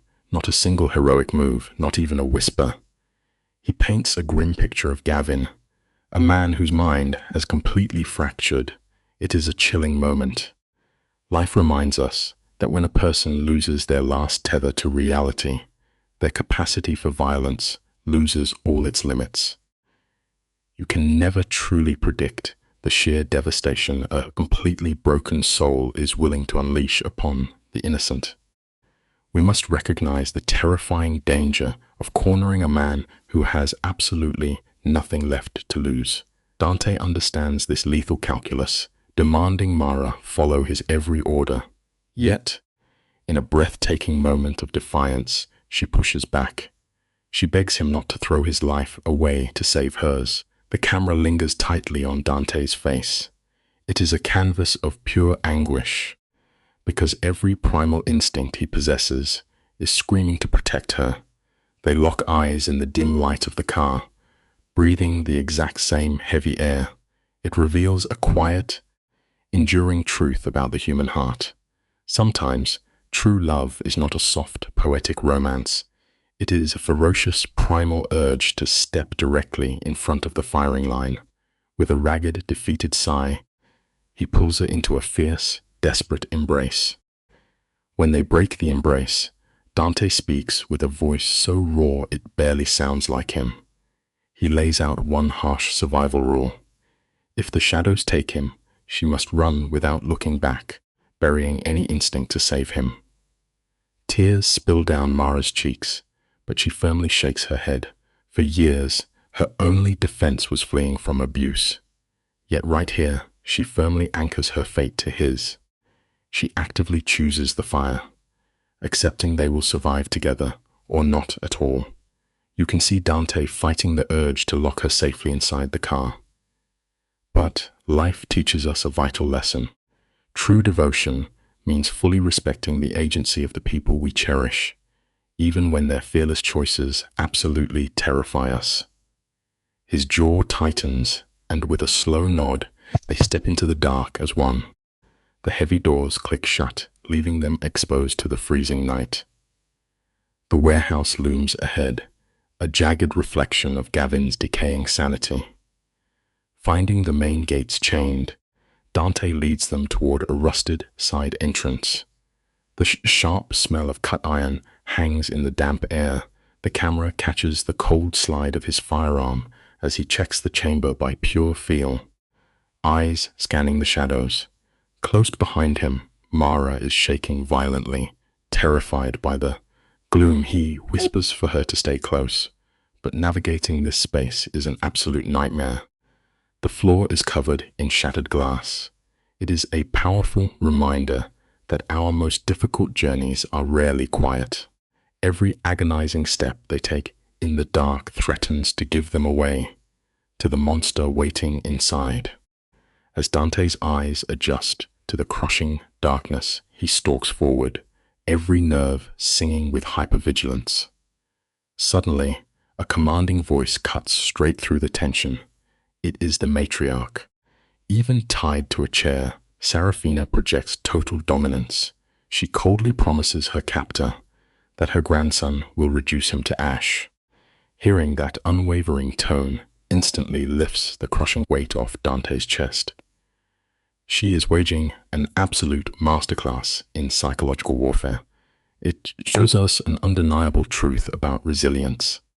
Genuine strength never negotiates with a tyrant. It stands tall and defies them entirely.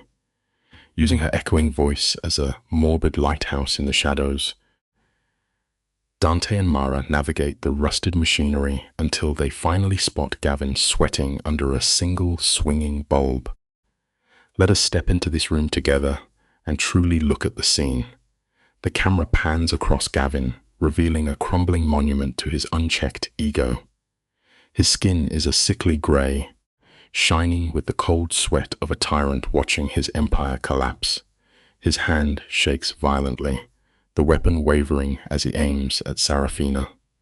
Despite her bleeding wrists, she sits upright like an untouchable queen. When Dante suddenly bursts through the doorway, a tiny flash of relief softens her ancient eyes. It is a striking reminder that true dignity and inner grace are things no rope can ever tie down.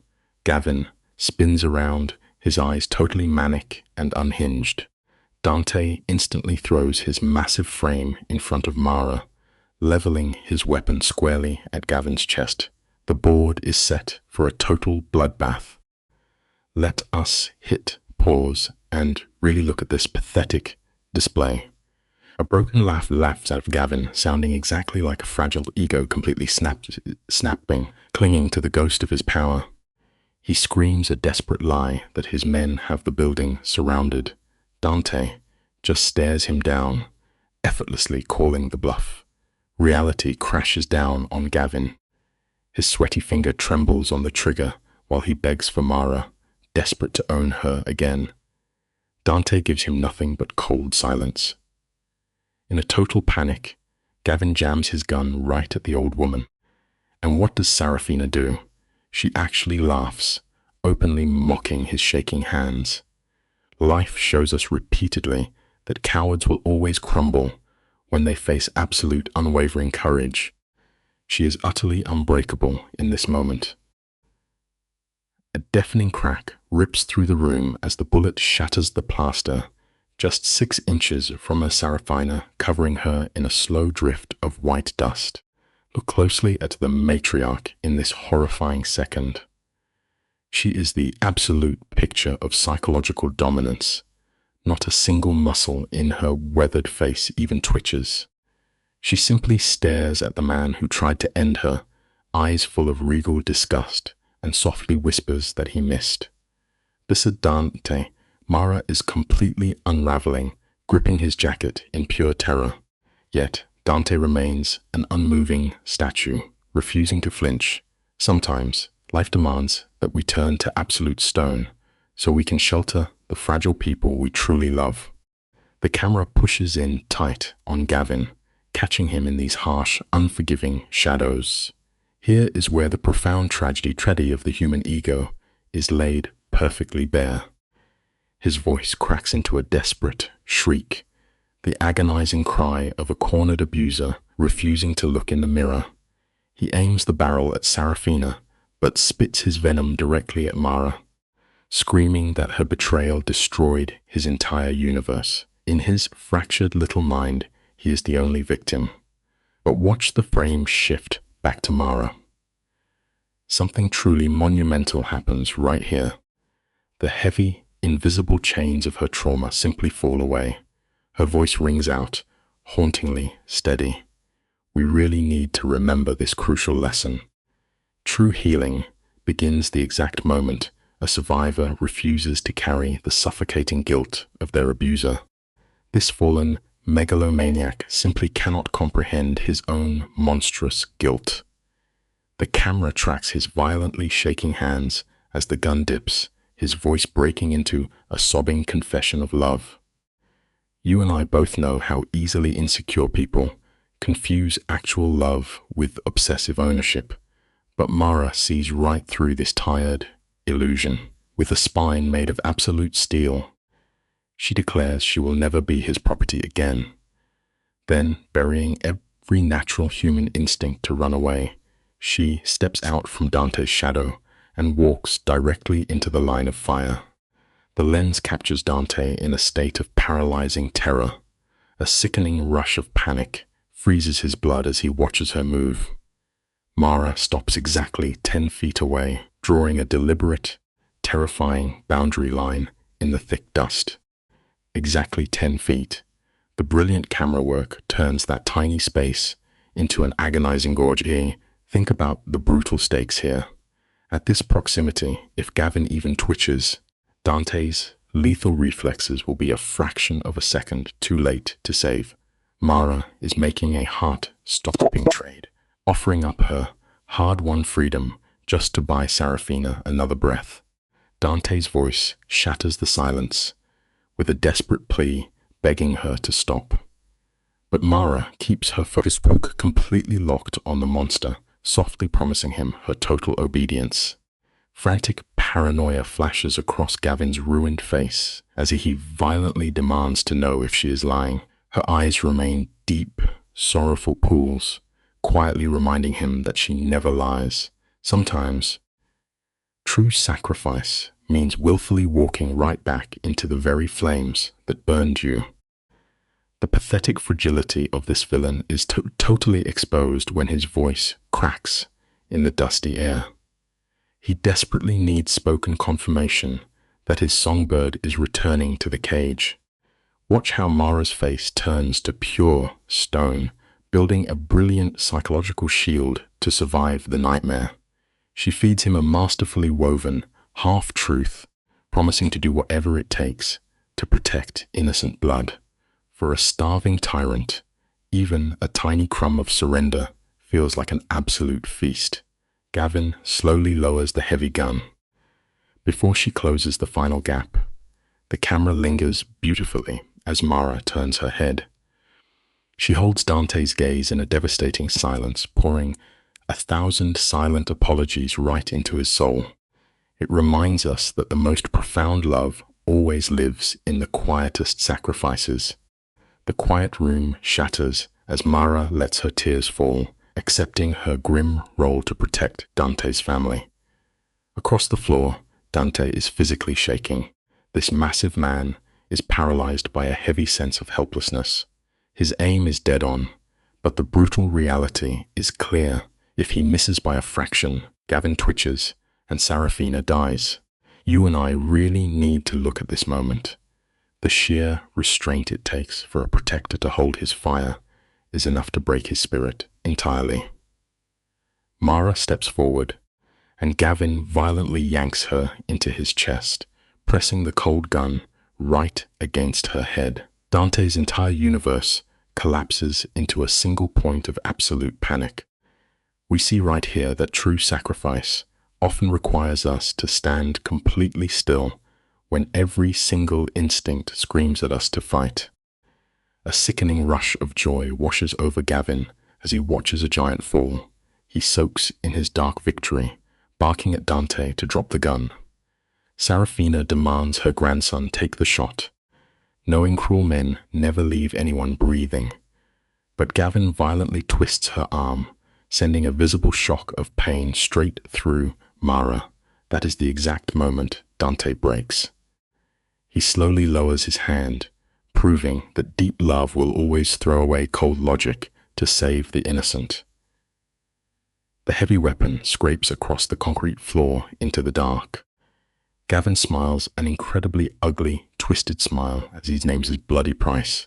It reminds us of a very hard truth in this life. Sometimes, completely surrendering everything you have is the bravest thing a person can do. Dante breathes his quiet, hollow agreement. Notice how quiet Mara gets inside his tight grip. Her surrender acts like a silent poison to calm his raging paranoia. She keeps her tearful eyes locked on Dante, silently begging him to stay still. But fate always favors the unpredictable. Out of nowhere, Sarafina throws her tied body hard against the floor. For one tiny fraction of a second, Gavin looks away. In that single heartbeat, his control turns to absolute dust. Mara twists hard, driving her elbow deep into his ribs with a lifetime of buried anger. She violently shoves the barrel upward right as the gun goes off. The deafening blast rips through the room and Dante instantly turns into a beast, slamming Gavin straight into the wall. Anger can destroy us, but sometimes a sudden burst of righteous fury is the exact thing that finally sets us free. The weapon clatters uselessly into the dark. Stripped of his advantage, Gavin stares up with pure, raw terror. He is suddenly just a weak man gasping for air as Dante locks his massive hands like iron chains around his throat. Dante is drowning in a dark sea of rage, demanding the absolute destruction of the man who caused this nightmare. We often believe that hurting the people who hurt us is the only way to heal our pain. But then Mara speaks. Her gentle voice slices right through that heavy red mist. She begs Dante to let go, pleading with him not to become the exact demon they fought to escape. The iron grip slowly opens. Gavin drops to the concrete floor just as the bright lights of rescue teams cut through the gloom. Showing mercy to a monster is the only way we keep our humanity intact. Let us picture this scene together.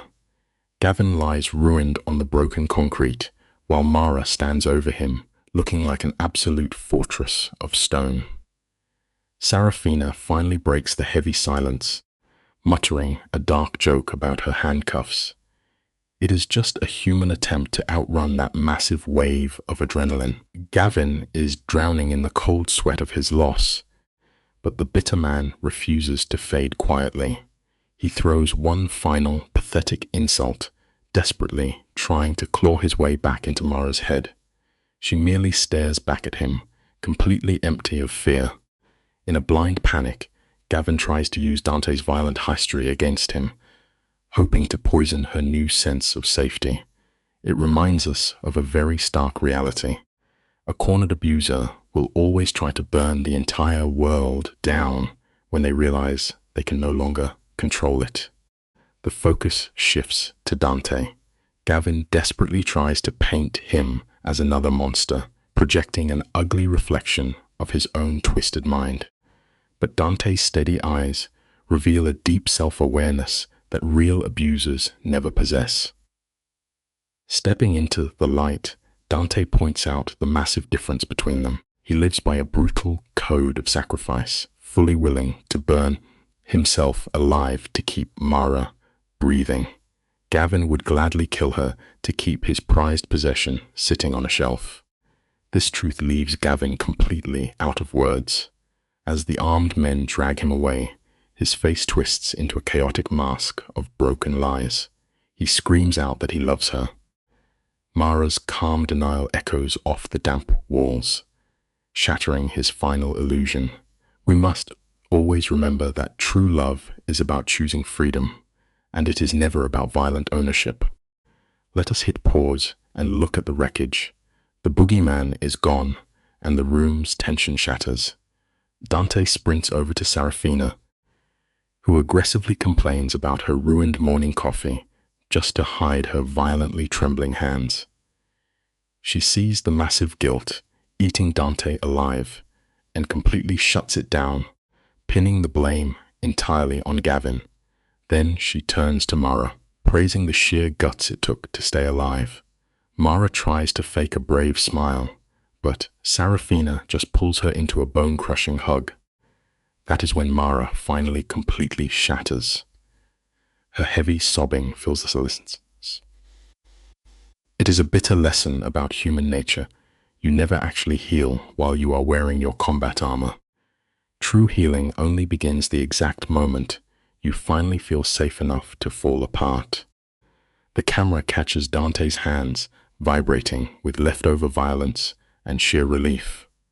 Police sirens wail in the distance, and this underground kingpin makes a shocking choice to cooperate. He is trading his crown to the cops just to buy a quiet life for Mara. As Sarafina steps away, Dante moves in. Mara is shattered, but the toxic spell from her abuser is totally broken. She tries to choke out an apology, but Dante pulls her violently against his chest, silencing her misplaced guilt. He demands she recognize her own bravery. This is the real emotional gut punch. True love is not about pity. It is about forcing someone to look in the mirror and finally accept their own undeniable strength. Dante just holds her there, letting his thick coat soak up her violent shivering. He becomes a solid anchor, trying to ground her in reality. Her voice is barely a whisper when she asks if the nightmare is actually over. Dante stares at the street, his brain doing the brutal math of witnesses and felony charges. He promises her the tormentor is gone forever. But look at Mara. She is completely rigid. Her brain knows she is safe, but the body keeps the score. The war stays in your bones long after the shooting stops. Dante sees that hunted look in her tired eyes, and he does not insult her with fake promises. He knows the real tragedy of love. You cannot magically piece someone back together.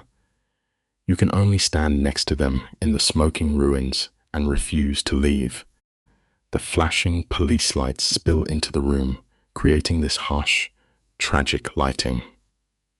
Mara turns to Sarafina, choking on the guilt of dragging a killer to her doorstep.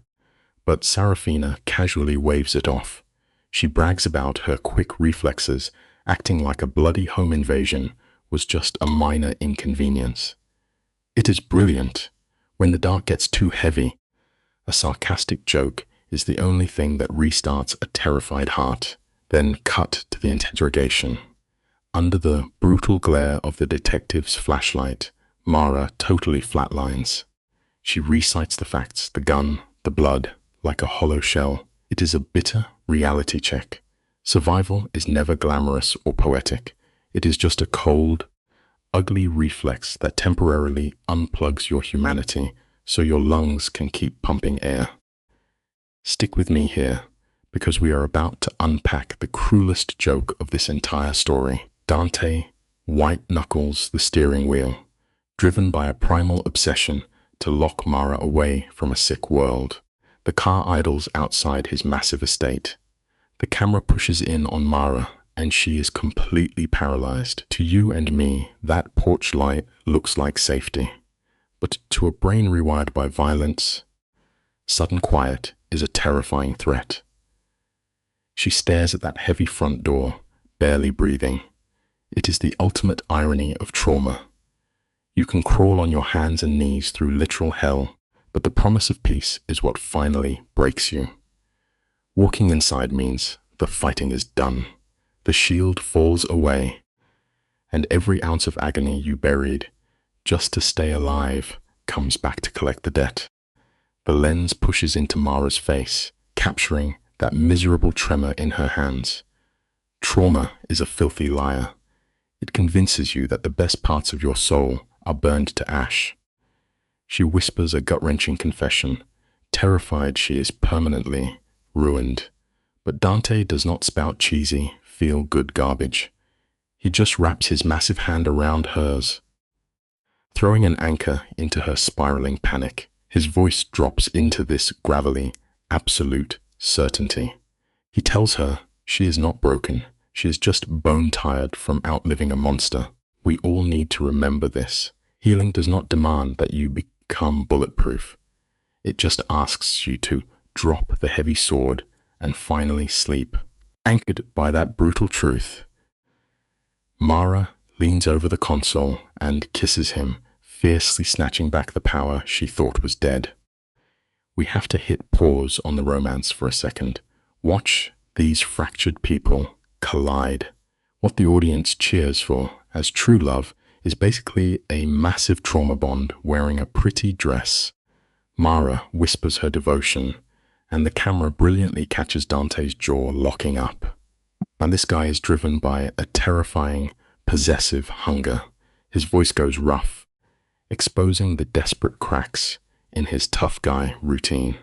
And Mara just cries, feeling totally protected by a man who orchestrates violence for a living. The bitter irony is that safety is mostly an illusion we invent when our legs are too tired to keep running. Sometimes you escape a wolf just to hide in the bear's cave.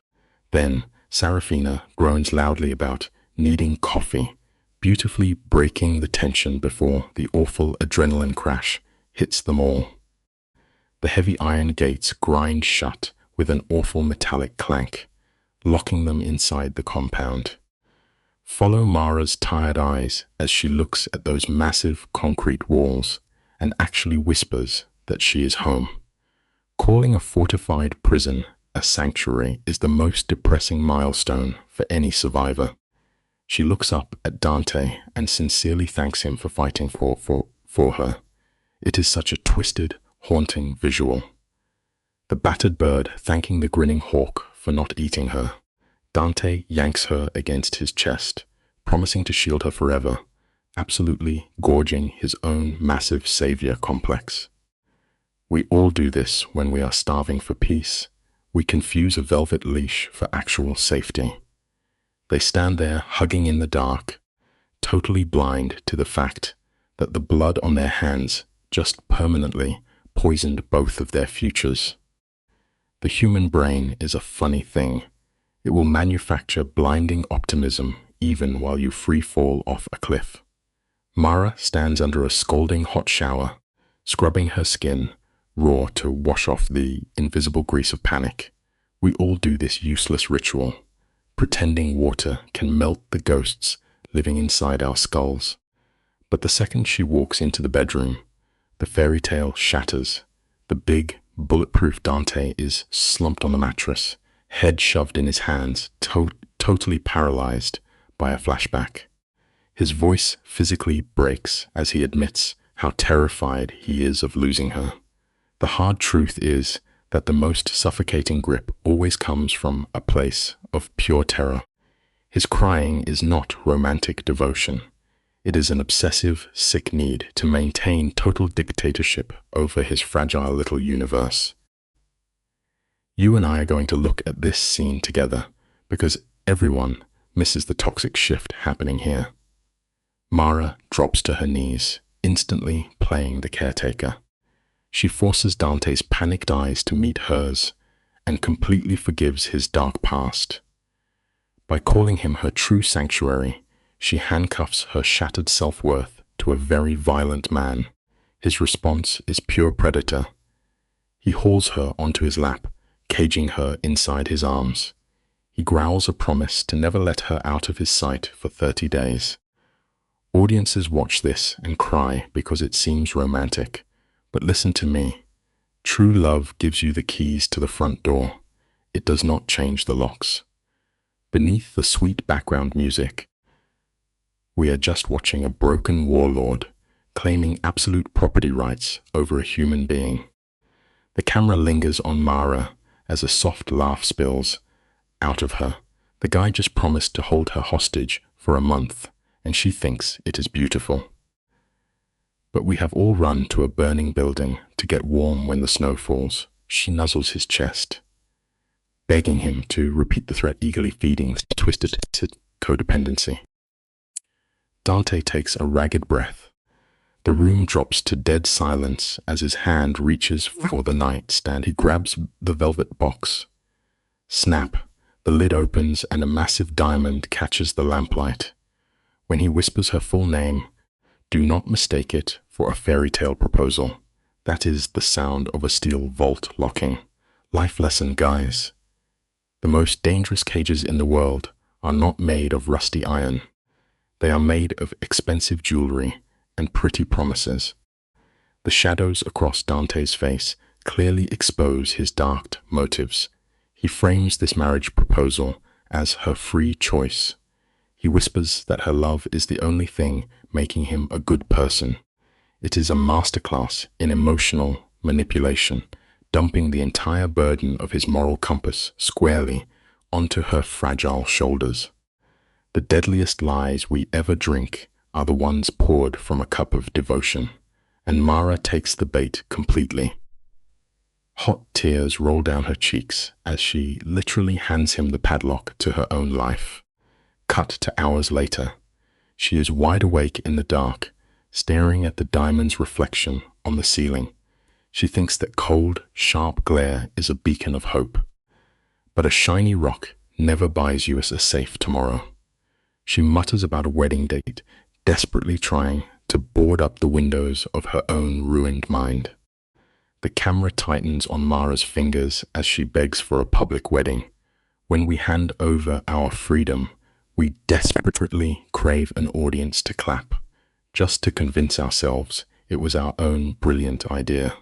Watch Dante's lips pull into a chilling smile. He agrees to a rushed timeline, locking her inside his velvet illusion. That night, her nightmares evaporate. She sleeps deeply, blind to the fact that she swapped a blunt monster for a master of control. Here is the bitter truth. Escaping one hell does not guarantee a safe haven. Beside her, Dante is wide awake. In the cold moonlight, his dark eyes track the pulse beating in her throat. That is not love in his stare. It is the cold pride of a predator admiring his captured territory. Stick with me, because we need to shift our focus to the tragedy of these men. In his quiet mansion, Dante actually believes he can scrub the blood off his knuckles and play the holy savior. True villains always cast themselves as the hero. Miles away, under the harsh lights of a holding cell, Gavin sits completely broken. His empire of mind games has evaporated. Staring at the peeling grey paint, a tear rolls down his bruised cheek. He is not mourning the loss of a woman. To him, she was just a pawn. He is mourning the loss of his mirror. You and I must understand this dark reality together. A tyrant never cries because they miss the love they lost. They weep because they can no longer see their own terrifying power, reflecting back at them in the eyes of their victim. The screen fades up 2 months later, and the irony is thicker than the scent of espresso filling the room. Mara opens her eyes. Downstairs, the sharp voice of Serafina echoes down the hall, mixing with a rumbling truck outside. For anyone else, that is just noise. But for a girl whose life has been pure chaos, this rigid mob structure feels like a warm blanket. She lies there, letting the heavy machinery of a crime family anchor her soul. Lifting her hand, she watches her diamond catch the light. It does not feel heavy anymore. It feels exactly like a part of her own bone. The lesson here hits right in the chest. It is far too easy to fall in love with the chains that bind us. We wear them so proudly that we completely forget what it was like to walk on our own 2 feet. Watch the light dancing on the wall. It swings like a pendulum, hypnotizing her into this beautiful lie. In 3 short days, she will walk down an aisle she actually believes she designed. She picked the silk. She chose the flowers. But here is the stark reality. The most secure prisons are always the ones we build with our own 2 hands, blindly thinking we are just decorating a home. Once, marriage was a suffocating nightmare. Today, she sprints toward an organized criminal with breathless excitement. The camera follows her bare feet down the stairs. There he is. Dante sits at the sunlit table, reading glasses on, blowing on a cup of black coffee. It is a terrifyingly serene portrait. The greatest trick the devil ever played was pouring a morning espresso and smiling gently at his captive. Listen to the scrape of that wooden chair as Dante looks up. The warmth in his eyes hits her bloodstream like adrenaline, keeping her addicted to his attention. They trade soft greetings, but then the air drops 10 degrees. Dante slowly folds his newspaper flat against the wood. He casually mentions that Gavin's trial is set for January. Zoom in on Mara's hand. It freezes in mid-air. Her coffee cup trembles a fraction of an inch as old terror floods her veins. Miles away, her former tormentor is rotting. Denied bail and crushed by his crimes, Gavin's arrogant fortress is gone. Here is the truth we have to accept. Justice is a slow, relentless machine. When it finally catches a man who played God, it grinds him down into nothing but ordinary, pathetic bone and fear. Let us take a closer look at this pivot together. Dante leans in, his voice smooth as glass, offering an unbelievably easy out. He whispers that she never has to step foot in that courtroom.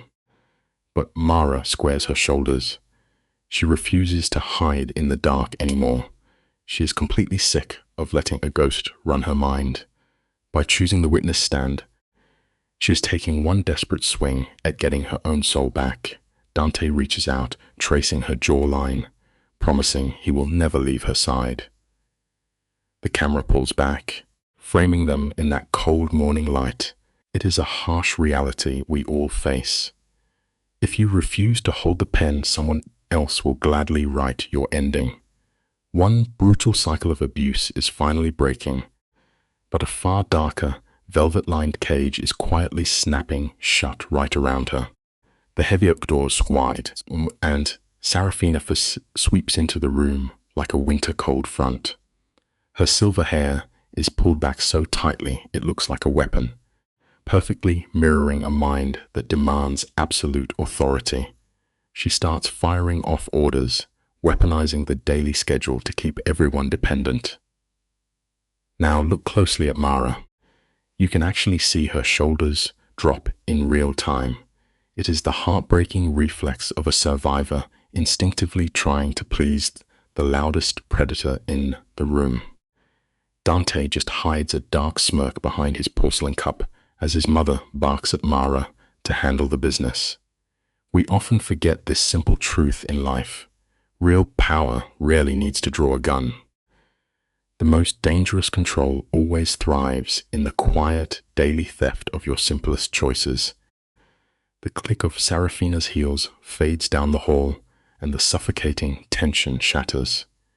Mara lets out a shaky breath, turning to Dante, her eyes begging him to make sense of the madness.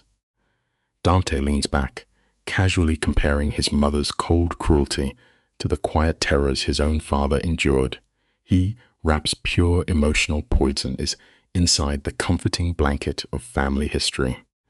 The real tragedy is that this twisted bonding draws a genuine laugh from Mara. The harsh lines of his face melt into something resembling true affection. She rests her hand on his chest, flooded with a profound sense of false gratitude. The painful life lesson is impossible to ignore.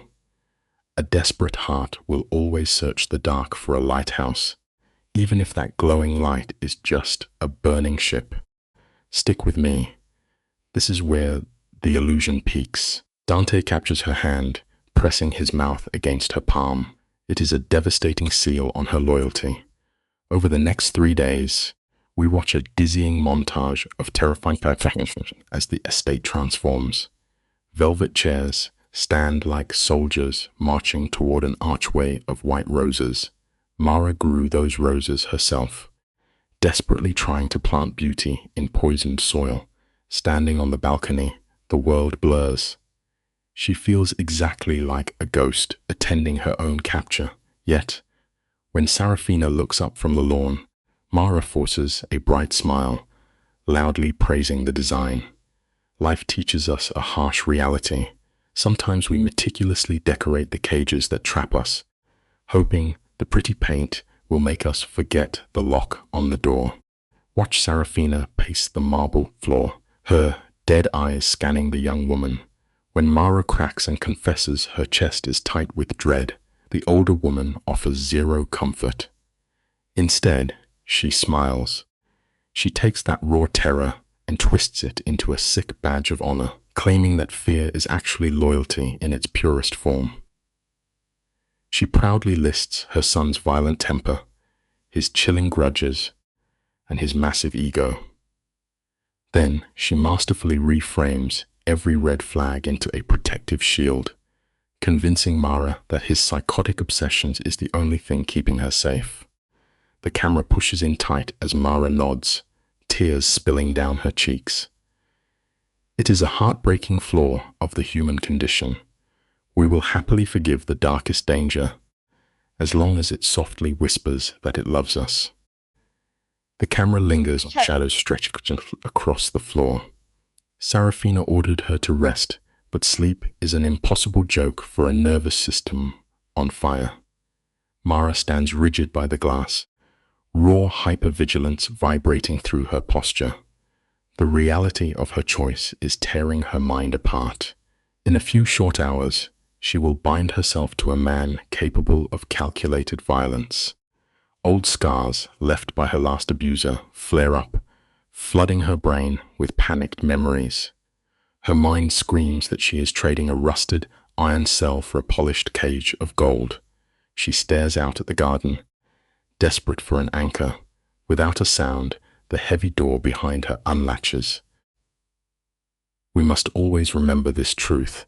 Real freedom is never found by simply upgrading the paint job on the cage that holds you. You and I have probably felt this panic.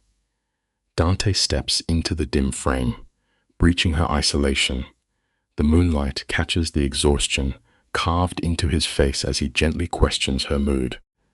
Backed into a corner, Mara takes a terrifying leap into vulnerability. She confesses her terror of repeating history, paralyzed by the thought that she is recreating her trauma by swapping monsters. Watch Dante. He processes this revelation with calm. He does not lash out with wounded pride. Instead, he executes a masterful grounding technique. He forces her to look him dead in the eye, demanding she use her own knowledge of red flags to evaluate him. The lesson is profound. Our deepest fears lose their heavy grip the moment we force ourselves to look at them with cold, object truth. Watch closely, because you and I are witnessing a masterclass in psychological dismantling. Let us hit pause for a second. Dante challenges her fears, his voice low and steady. He demands she name one single toxic thing he has done to her. He runs through the checklist of coercive control, and the answer is nothing. He shatters her projection. Mara crumbles, confessing she is terrified. Her broken mind can no longer spot the predator in the room. Dante closes the distance, capturing her trembling hands to anchor her in the present. He openly admits to his aggression and his deep need for control over his world, yet he draws a hard boundary at ever hurting her. Life shows us repeatedly that brutal self-awareness is always the sharpest tool a dangerous person can wield. Standing in the shadows, he issues a psychological contract. He swears he will never trigger her fear response, begging her to call out any boundary violations. He is terrified of becoming the monster she dreads. The camera catches Mara's ragged breathing as she explains the trauma freeze, a total nervous system shut down.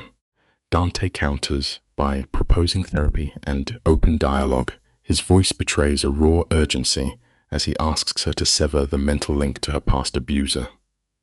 Mara quietly studies this lethal man, processing the dark paradox of a killer building an impenetrable sanctuary for her mind. We learn quickly in life that a true sanctuary is only built when a powerful force consciously chooses to restrain its own capacity for destruction. The camera frames the exact second she gives in. It is a tiny nod, but it feels massive in the quiet room.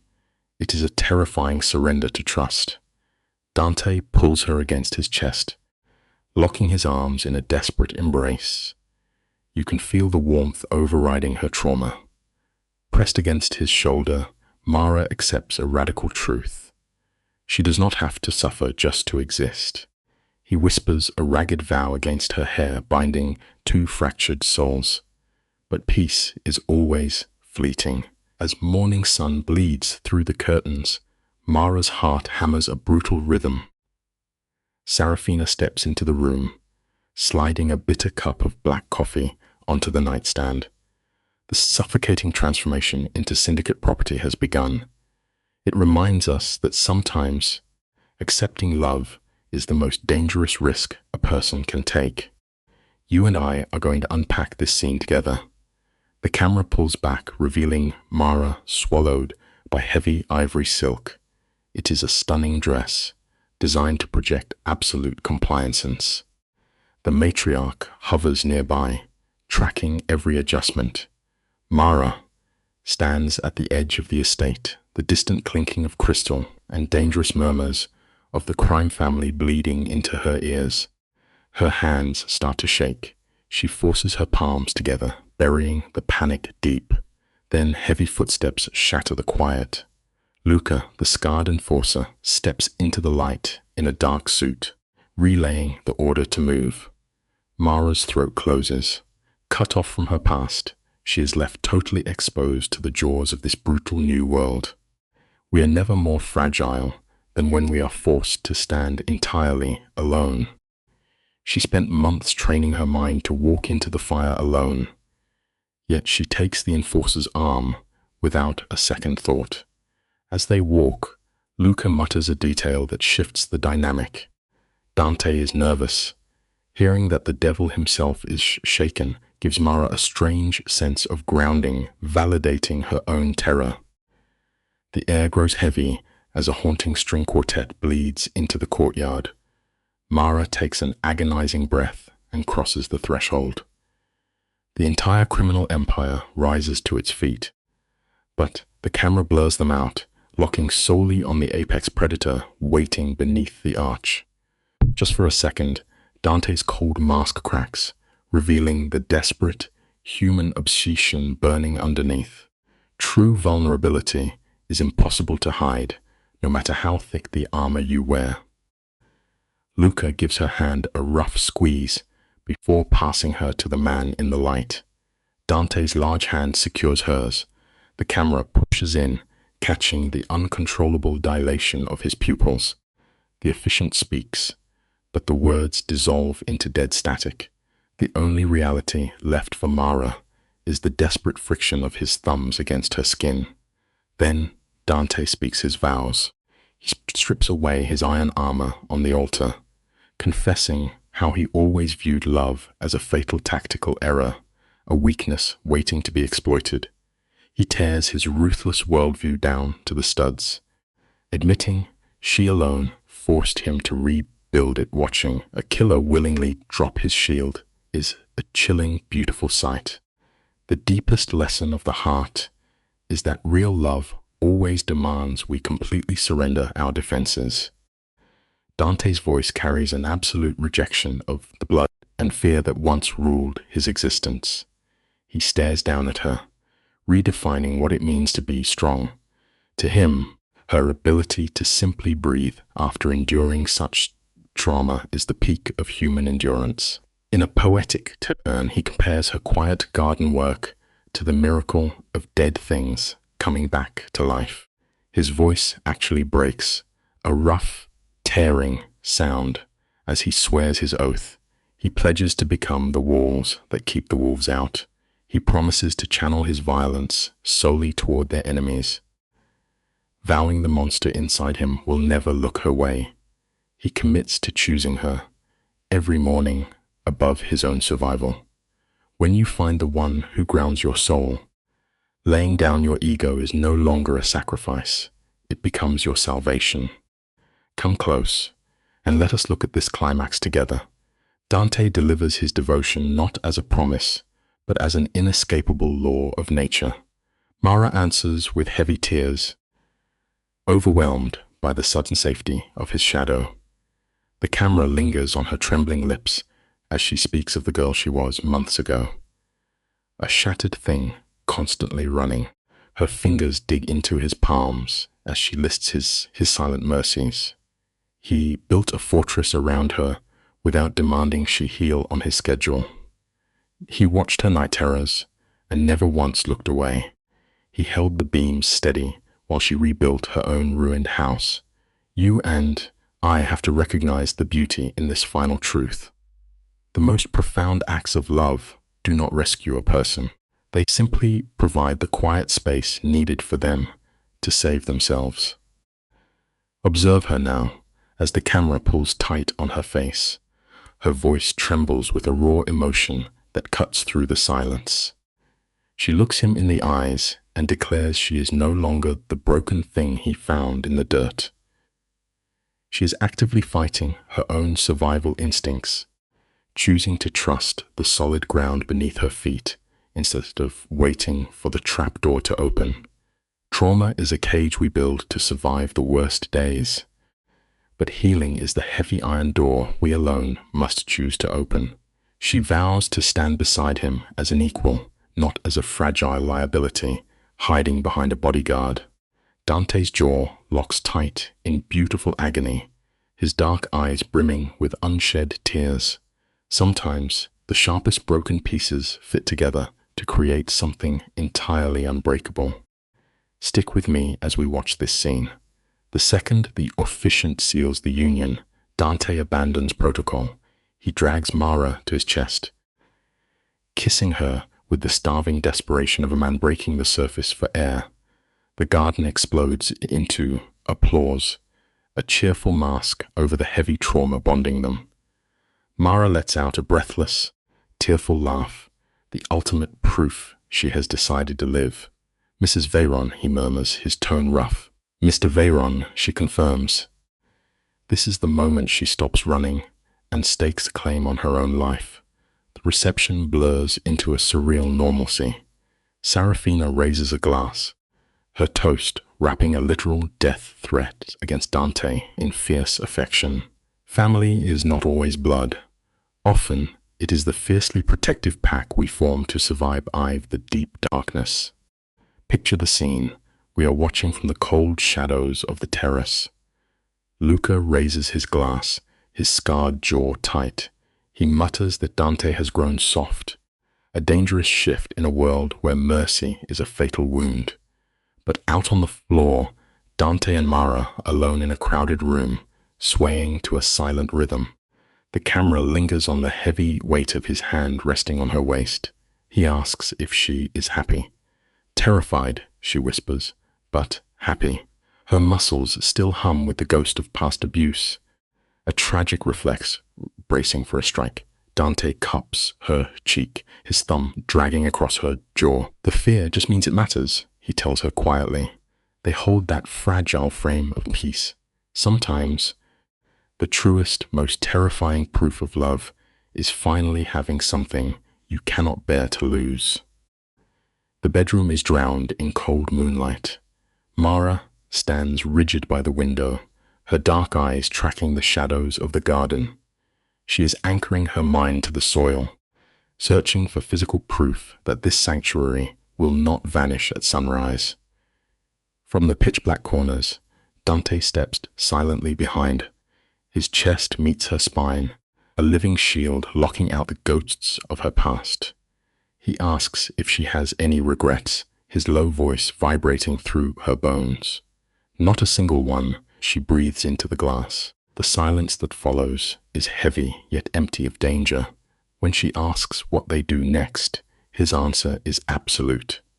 Now we live, he tells her. We build a life. The truth is beautifully brutal. You can never build a solid foundation for your future without first digging your bare hands through the ruins of your past. Let's pause right here and look at this. She admits the fear still claws at her, her voice shaking like a snapped wire. She is not asking Dante to magically fix her. She is just bleeding the truth out, and he just nods. No cheap band-aids. He respects the permanent scar.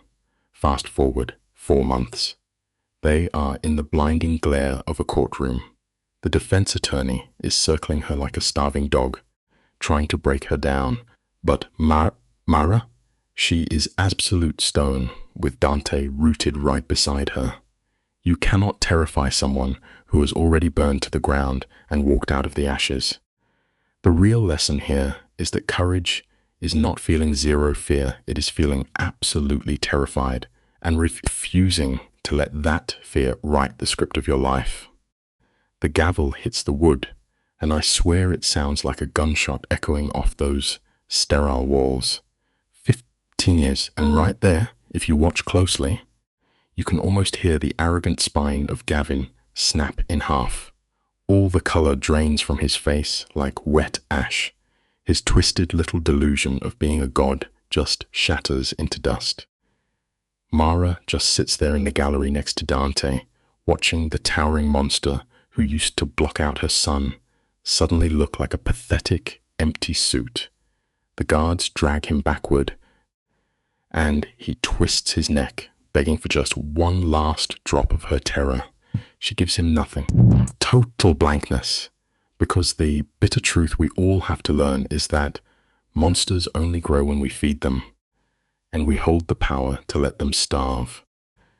Stick with me here, because you and I are standing right in the middle of this suffocating street, drowning in a sea of vultures and camera flashes. Dante becomes a human wall, shoving the chaos aside until they are sealed in the quiet darkness of a black sedan. The doors slam, and the rigid terror locked in her jaw finally just melts into the leather seat. Dante asks her how she feels, his voice barely a breath. She watches the blurred city lights streak by the tinted glass and whispers that she is free. They are heading back to the garden she clawed out of the dirt herself, and honestly, it reminds us that healing is never pretty. It is a brutal, exhausting fight. But a surviving soul will always dig through the dirt to find the light again. Hit pause for a second and look at the framing here. Moonlight is spilling over that heavy oak desk like cold water, wrapping Mara in silver as her pen aggressively tears at the paper. She is ripping the worst memories out of her own mind and trapping them in ink. Dante is just leaning against the doorframe, a quiet giant wrapped in shadows, watching the woman he loves dissect her own ruin. He softly asks what she is doing, careful not to break her fragile focus. She takes a shaky breath, turning her worst nightmares into hard evidence. He refuses to read it until she asks him to. It shows us something real about moving on. You can never truly shut the door on your worst chapters until you find the raw courage to read them out loud.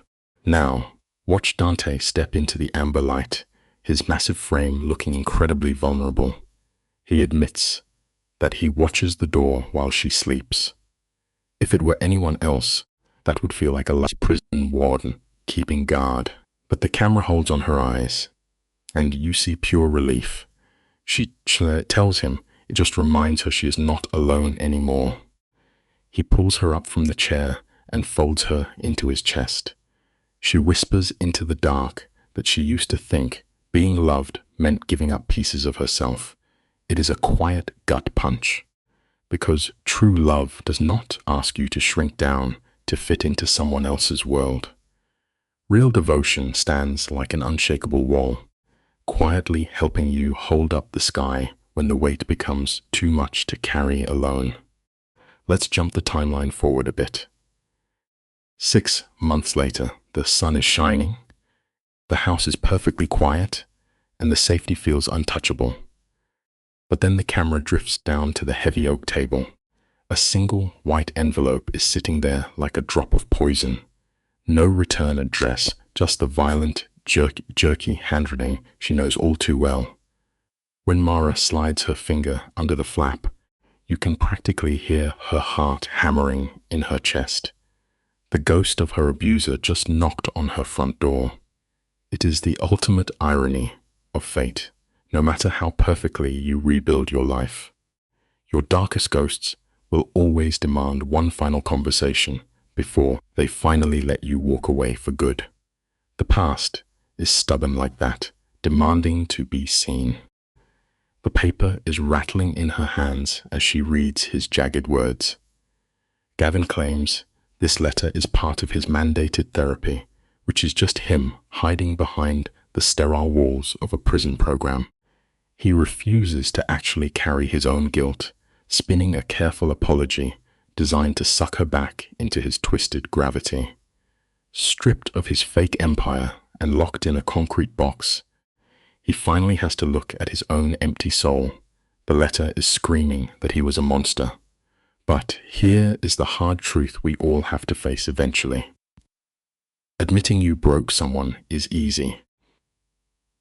Doing the ugly, exhausting daily work to stop being the villain of the story is an entirely different game, and some people are just too cowardly to play it. Those final lines are just dripping with the poison of a defeated tyrant playing the tragic martyr. But look at Mara. She lowers the paper, and the muscles in her jaw are completely relaxed.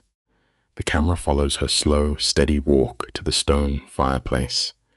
She strikes a match, drops the letter onto the logs, and just watches the edges curl into black ash. There is no dramatic screaming, no big revenge speech. She stares at the burning words of the man who ruined her, and she feels absolutely nothing, total apathy. And that is the ultimate victory. Real closure is not forgiving and forgetting. It is looking at the fire that once burned your entire life down and realizing it does not even have the power to warm your hands anymore. Dante moves into the glow of the fire, staring at the crumbling ash. His voice is a low rumble as he asks what she just burned. She watches the very last spark die out and quietly says it was the past, finally letting her go. He wraps his huge arms around her, grounding her to the earth. Look closely at the screen with me right here. The terrified girl from 3 years ago is completely gone. In her place is a woman forged in hellfire, anchored by a man who treats her scars like battle medals. She whispers that she can finally breathe. It is a beautiful reminder that healing takes a ridiculous amount of patience, but if you keep fighting, the suffocating air eventually just turns back into normal oxygen. Morning mist is rolling heavy over the garden, washing everything in cool blue light. Dante steps onto the stone patio and his shoulders are completely dropped. No armor today. No scanning the perimeter for threats. Just a guy finding peace. He slides an arm around her waist, kisses her temple, and asks if the bad dreams came back. Mara leans against him, tracing the flowers she grew from dirt, and lightly says she actually dreamed about the future. The tragedy is finally over. It hits hard, doesn't it? The ultimate revenge against the people who tried to destroy you is not destroying them back. The greatest defiance you can ever show a broken past is having the sheer nerve to stand up and build a beautiful tomorrow. The camera pulls right into a tight focus on her face. The morning light catches how much her jawline has softened. She looks at Dante, and her eyes are clear, completely wiped clean of the old ghosts. She tells him he makes her happy, and that the future makes her happy. This is not some cheap, artificial Hollywood ending. This is the messy, brutal work of a survivor rewriting her own code. The sunlight hits the roses she planted, proving that life can claw its way out of absolute ruin. She is not a hunted victim anymore. The lesson staring us in the face is simple but profound. No matter how deep the darkness cuts into you, the human spirit will always try to crack the concrete just to feel the sun on its face again. Let the camera just hold on this quiet space between them for a second. Deep trauma does not magically wash down the drain. The cold voice of her abuser probably still echoes in her head sometimes, trying to convince her she is nothing. But watch what happens when Dante reaches out to brush a stray hair off her cheek. She does not flinch. She leans right into his hand, thanking him, keeping her safe when she was empty.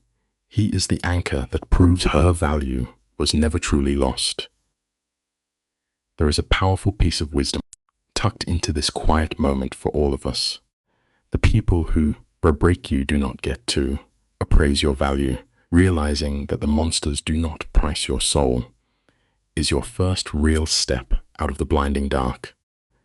In the quiet, cinematic calm of this garden, we are watching the total collapse of everything Gavin tried to do. He wanted her reduced to a shadow, totally dependent on his twisted games. But just look at her now. She is holding a hot mug of coffee, closing her eyes to feel the cold wind on her neck, entirely anchored in the present. Surviving a nightmare does not mean wiping it from your memory. It means taking the ugliest, most terrifying parts of your story and forcing them to sit quietly in the back seat.